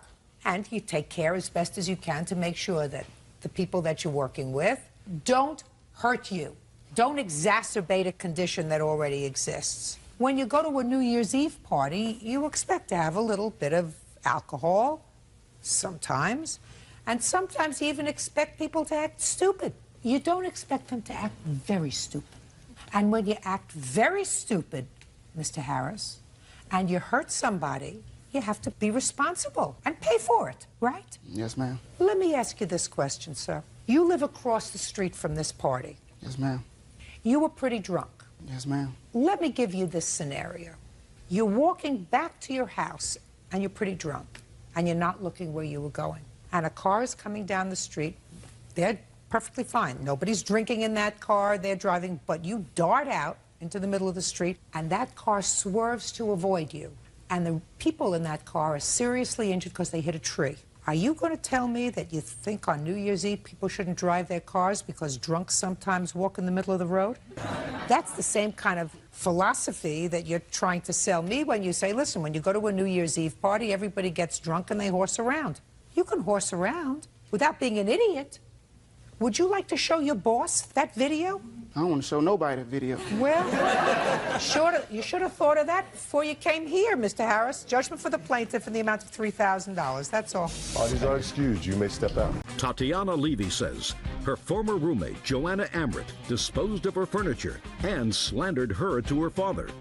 Tatiana claims Joanna told her father she'd been using cocaine. Miss Levy, you and the defendant were friendly, and there came a point when you and 2 of your 4 children moved in with Miss Amrit. According to you, there was a disagreement.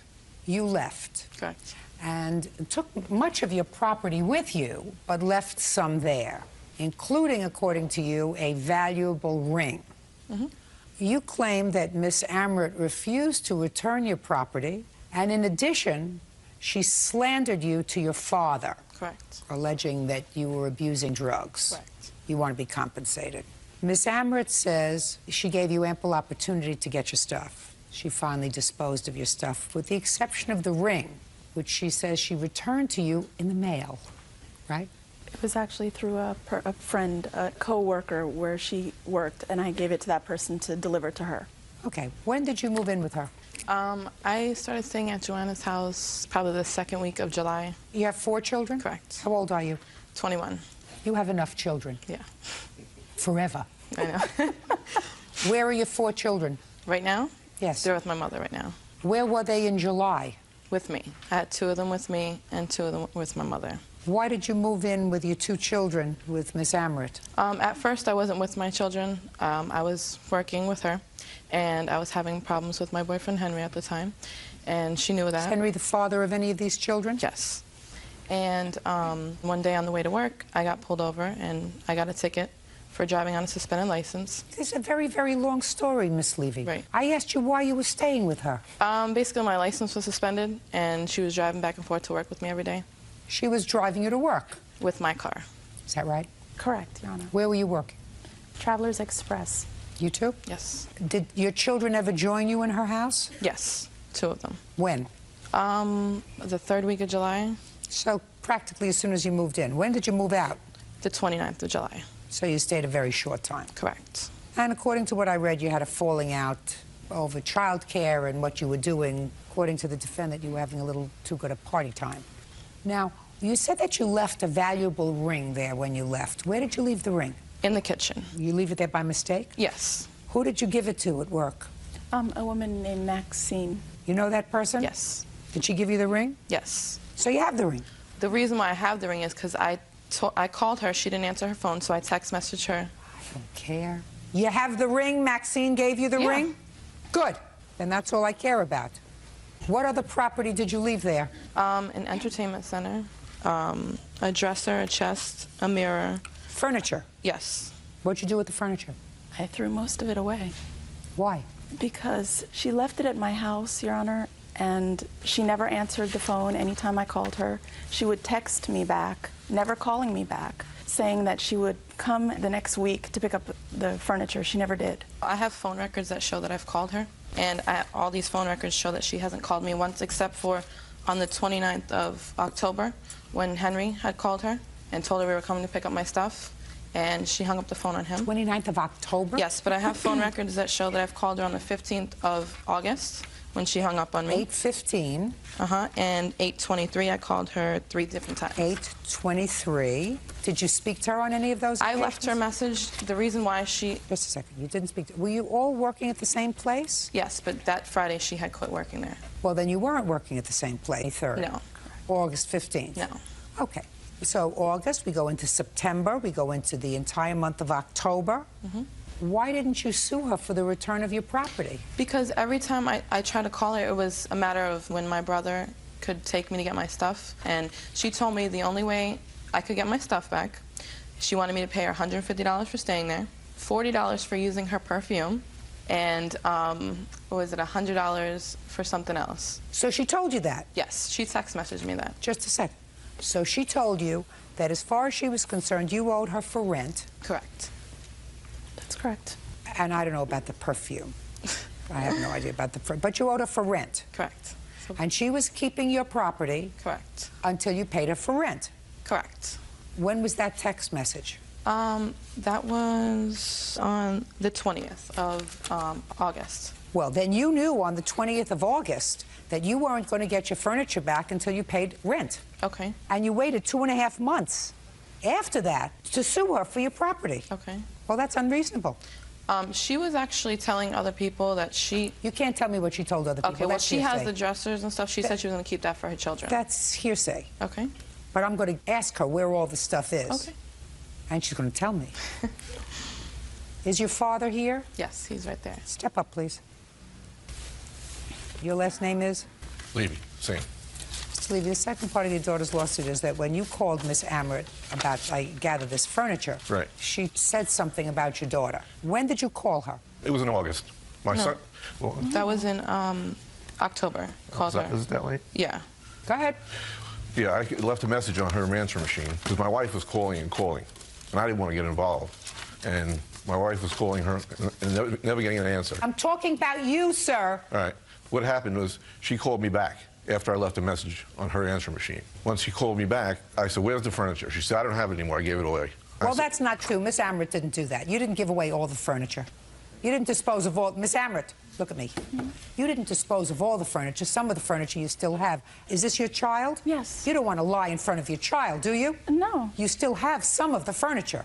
No, Your Honor. I don't believe you. I don't believe you. And that's a very bad thing to fib in front of your daughter. I don't believe people just give away stuff. You may have sold it. Oh, well, correct, Your Honor. Some What? of it, yes, Your Honor. Oh, well, that's a different story than threw it away. Sold it is a different story. Who did you sell it to? A gentleman that I know. Whose name is? His name is Lemuel. Usually people have two names. Is his last name. And how much did you sell the furniture for? $200, Your Honor. Did he purchase all the furniture? No, not all of it. What did he purchase? He purchased a black entertainment center. What else? That was it. What about the two chests? The two chests? The two chests. So I asked the questions, you answer me, Miss Amrit. Where are the two chests? They're no longer at my house, Your Honor. Miss Amrit, don't play with me. Where are they? I threw them away, Your Honor. I had a truck come and take them away. I don't think I believe you. See, you lie once, you get caught in a fib once.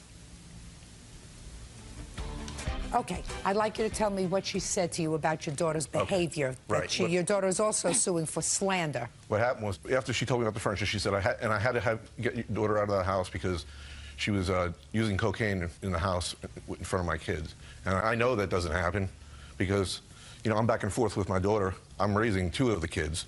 And during the summer, I had all four most of the time. And I see her all week. You think she listens to you? My daughter? No, I know that. She don't always listen. I have a drug But test. I could tell if she's high on drugs, especially cocaine or something. And she took a voluntary drug Yeah, I test. took a voluntary drug test. Did you take a hair follicle test? No, this is just Don't an listen to me. observed. Shh, no. listen to me. Did you take a hair follicle test? You took a urine test? Correct. Listen, Miss Levy, I've been in the business a long time.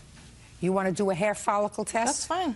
Fine. Do a hair follicle test. That part of your lawsuit that has to do with slander and drugs, I'll hold in abeyance. Okay, it's fine. Okay? That'll tell you within the last year whether you've used any drugs and what kind of drugs you've used. Okay, that's fine. Yeah. Okay. You understand, sir? Yes, sir. Good. Now you can sit down. All right. Talk to your daughter about birth control. That would be useful. It's fixed.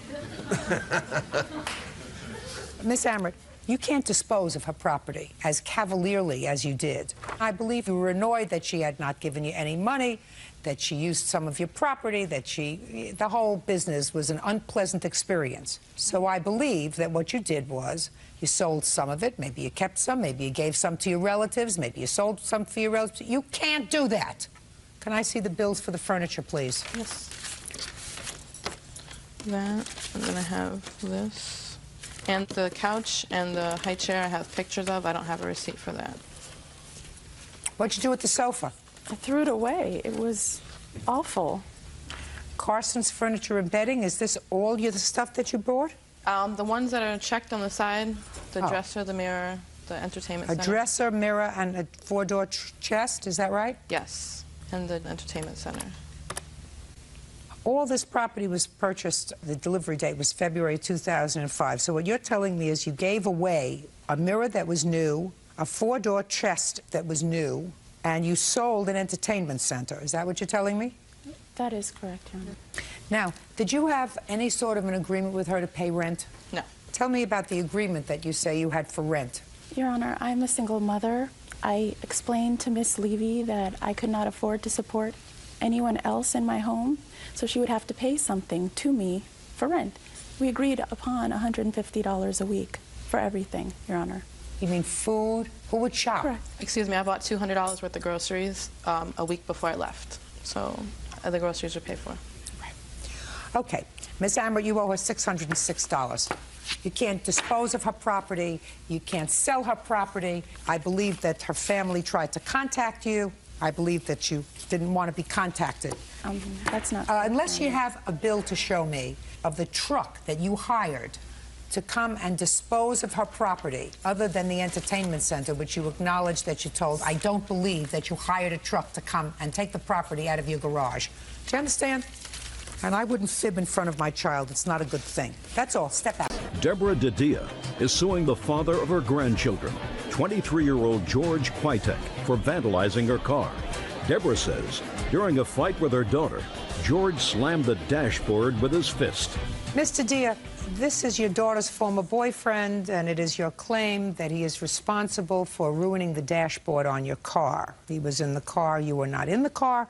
In the car was Mr. Kwitek and your daughter. Yes. He was the passenger. She was the driver. Is that right? Yes, sir. Yes, ma'am.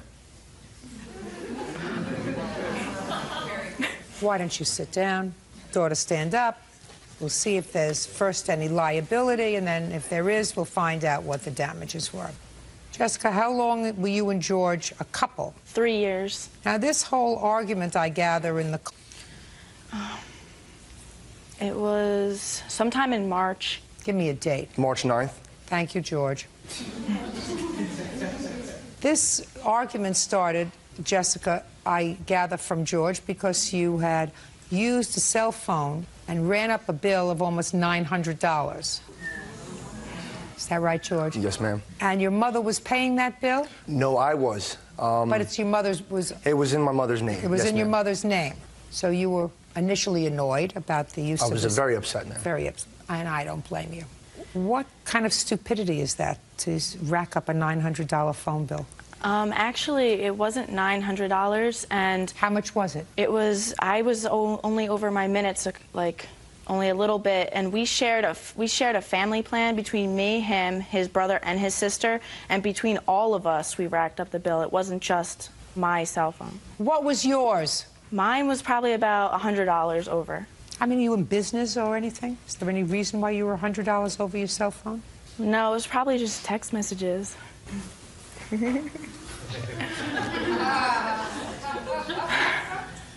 39 cents, you could send a letter. In any event, on March 9th, you had just gotten this bill. You were very annoyed. You were in the car with her. She was on the phone while driving. Is that right? Yes, ma'am. We had stopped to get... She was on the phone while she was driving? Yes, ma'am. Was she actually moving when she was on the phone? No, actually, we stopped at the gas station. She was on the phone, and then we started driving away, and that's when I told her to get off the phone. I was very rude about her getting off the phone, which is why we got into the argument. You were rude? Yes, you ma'am. said something like, get off the... effing phone, yes, ma'am. So You didn't think I was that hip, whatever it is. Whatever it is that I am. And she said to you? Don't talk to me like that. So what did you do, Jessica? Well, at the time, I was speaking to my mother on the phone. I was having an important conversation. About what? About my children. You have children? We have 2 kids together. How old are your children? One's 21 months and one's 9 months. How old are you? 19.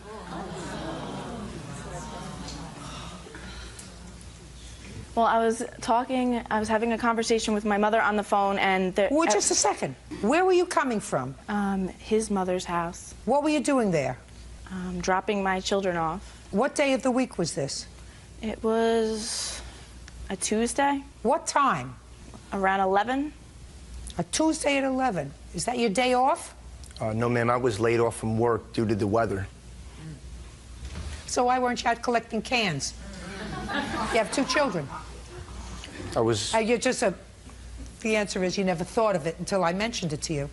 And it's a Tuesday at 11 o'clock in the morning. Were you off from work? Well, we were going to look for an apartment, so yes, I was off work. What kind of work do you do? I was working with my mom doing payroll. Doing payroll for what? For companies. I do payroll data entry at her office. She pays you, or the company pays you? The company pays me. Check or cash? Check. How much do you earn a week? Probably about $300. What do you do with the money? I save it, and I pay bills with it. Who takes care of your children? His mother. When he told you to get off the phone and was rude, did you hit him? No. What did you do? At first, I hung up the phone with my mother, and I pulled over the side of the road because he was screaming and flipping out, and I wasn't going to... I pulled over, and I told him to get out of my car, and that's when he decided that he was going to bash my dashboard in. Is that what happened, George? To some extent. Finish it. Well, I didn't bash the dashboard. I just slammed my fist on the dashboard and caused a little crack on it and dented it a little bit. But what happened was she was driving and she yelled at me back, and she was driving recklessly. She pulled off the side of the road in an irrational manner and told me to get out the car. I told her I wasn't getting out of the car because I wasn't going to get stranded miles from home. And that's when she pursued to argue with me and run around the car, tell me to get out, ran inside the diner to call the cops. And at that point, that's when I decided to leave. When Jessica got off the phone, she got really angry at me and started hitting and punching me. How come you left that out? Was that not important to you? Well, or was that a lie? Listen to me, George. Yes, ma'am. Look at me. Did you leave that out because when you wrote this, it wasn't true? No, ma'am, it is true. So why didn't you tell me that? I don't think it was that important to the case. At that point, I had every right to hit her back. However, I would never do that. That's your whole defense. Yes, ma'am. That's when I turned into the dashboard. I don't owe Deborah any money for the damaged dashboard. Her daughter was the one who instigated the incident. She was the one who started hitting me first. She's lucky that I'm not the type of man who would hit a woman. That was your whole defense. How come you left that out? I have no idea. You got to know how to do something, George, other than to make babies. Making babies is very easy. Yes, ma'am. Fish make babies, dogs make babies, cats make babies. Quiet! Polar bears make babies, parakeets make babies. It doesn't take any brains. You're right. Are you working now? Yes, ma'am.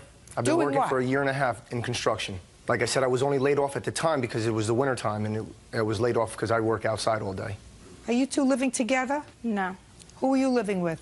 I'm currently living with my mother until I leave to go into the Army. And where are your children? Living with me, with my mom. And what's going to happen to them when you go into the Army? My mom and their dad, George, decided that they wanted to share custody, and so they'll each take them for half the week until after I finish boot camp, and then they're going to come live with me. Oh. How much is your dashboard? I have the estimate.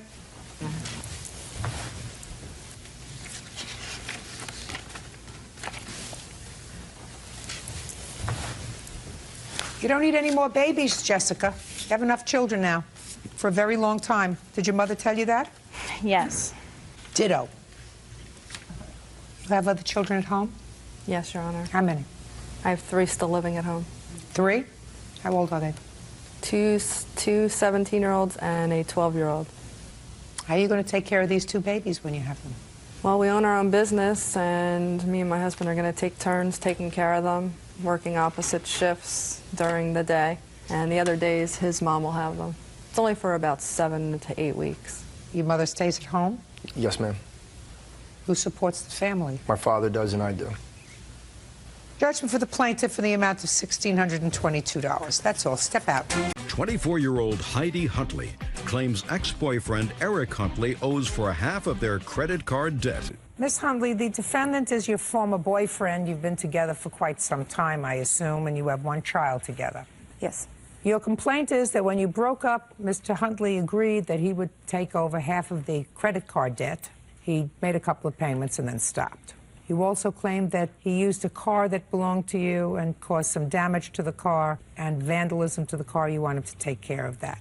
Mr. Huntley said he walked out of the house, leaving you in the house with your child. How old is your child? My son is 7.5. And he left with his clothes, and that's on that credit card remained in the house, and he doesn't see why in the world he should pay for it.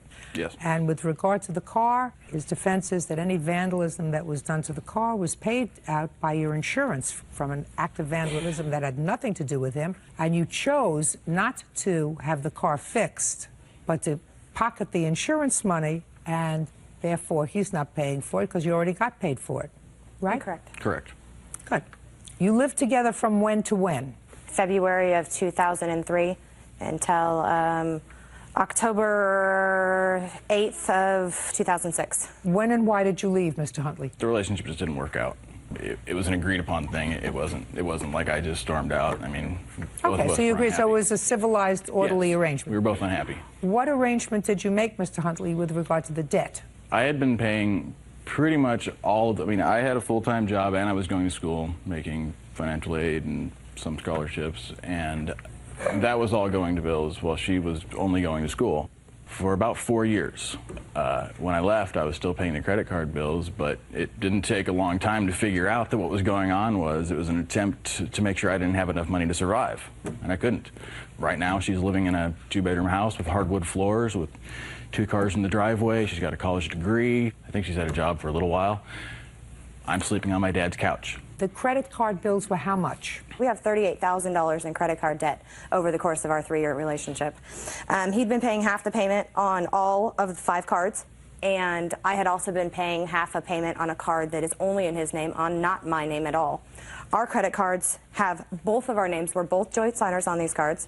We just made the arrangement that, you know, hey, you would pay half and I would pay half the minimum payment, and that went on for until September. And in September, he told me, I need to save for my own place, I have a new girlfriend, or October, I have a new girlfriend, I just bought a new truck after I lost $1,500 selling our truck that was in joint of our names, and I don't have the money to pay for you. Pay it, so you're just going to have to deal with it yourself. It's not my problem. Well, you have to deal with it, and he has to deal with it, because if they're joint credit cards, they're going to come after both of you.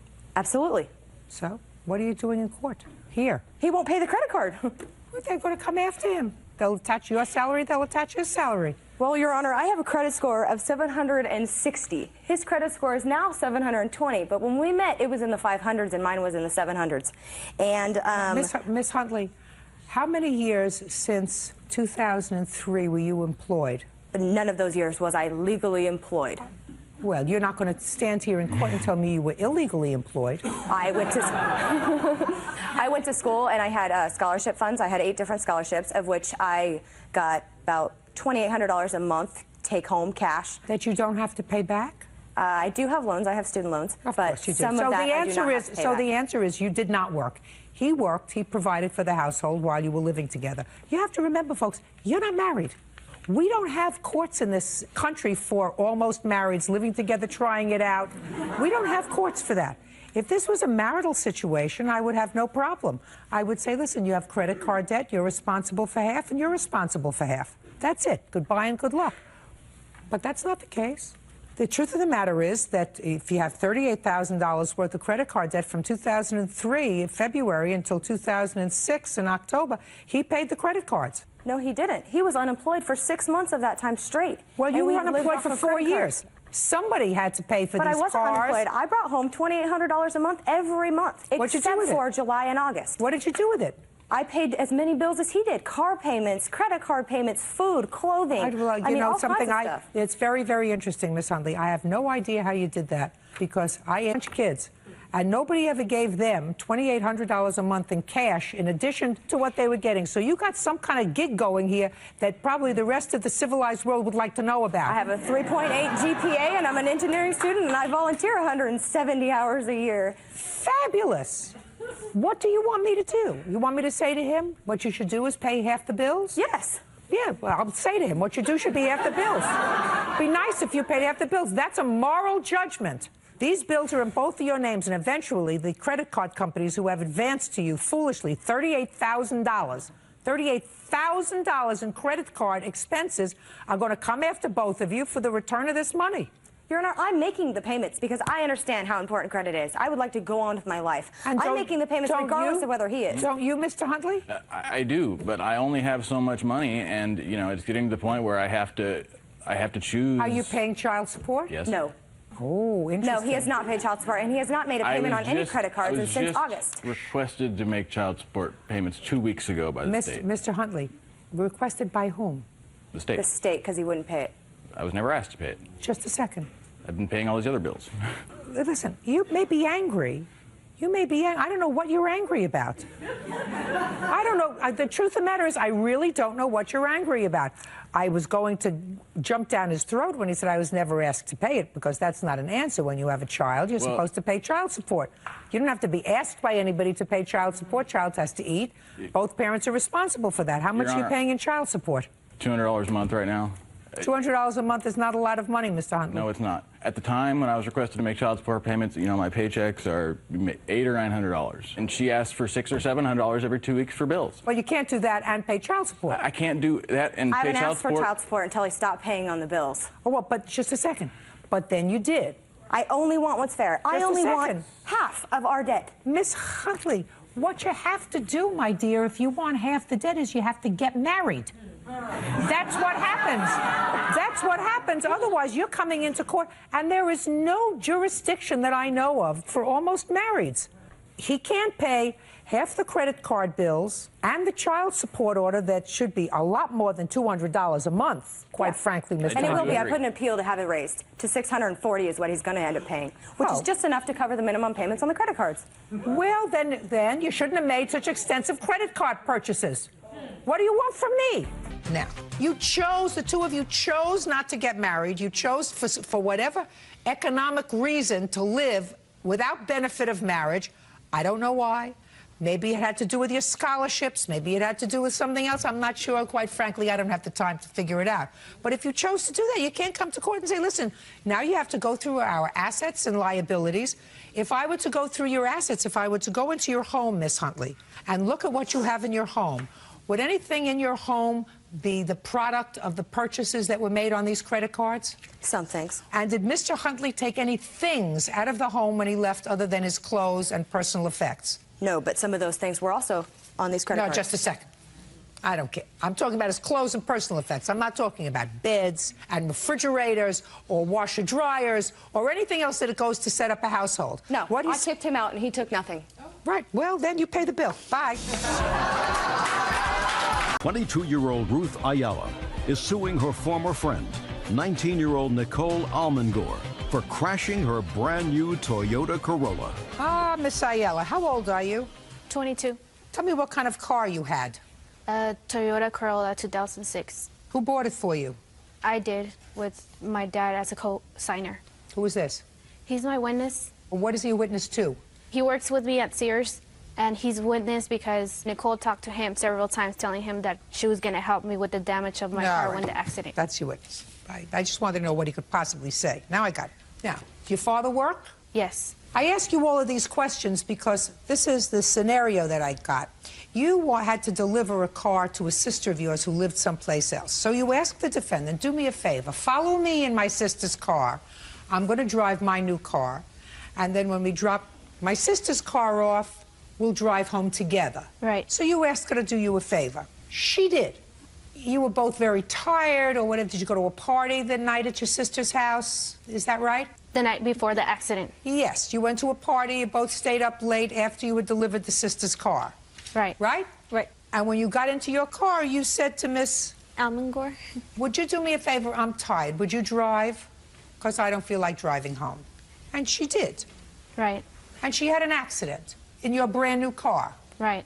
And you want her to pay for half the damage. Right. And she says she had an accident. You should have had insurance. And you had a brand new car with no insurance. How do you have a new car with no insurance when you have a loan? Well, the car in the month when I got my car was on July 12th. They gave me a month with the dealer to have insurance, and afterwards my dad was going to add my car to his policy. So they took pictures of my car on August 26th.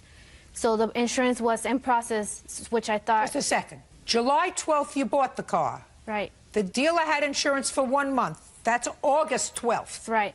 There's a big gap here between August 12th and August 26th. What were you doing, in hibernation? You were sleeping?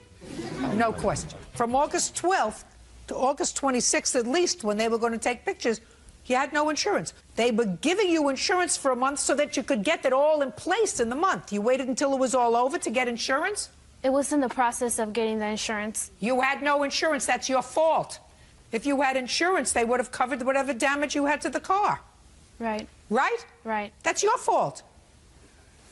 Yes, it's my fault. I know that, and I accept the responsibility, but it was in the process. My dad was going to add it to his policy. So is it your fault or your father's fault? It's my fault in the first place. It's your fault in the first place? Then you got to pay for the damage. But she was driving my car. She was doing you a favor. She had an accident. She didn't have it on purpose. I asked her to slow down. You asked her to drive your car. Yes, and I asked her to slow down because I knew how traffic was going to get, and she didn't. I don't believe that for a second. You asked her to slow down because you knew the traffic was going to get bad, so you asked her to slow down? I asked her to slow down because she was driving too fast. I don't believe you.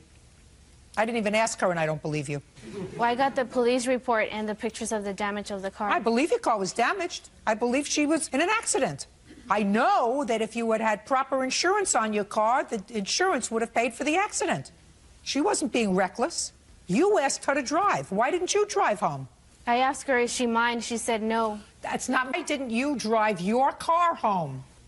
Because I wanted to rest. I was tired. So you wanted to rest, you were tired. Did you go to sleep in the long ride home? No, I didn't. You mean you kept your eyes open?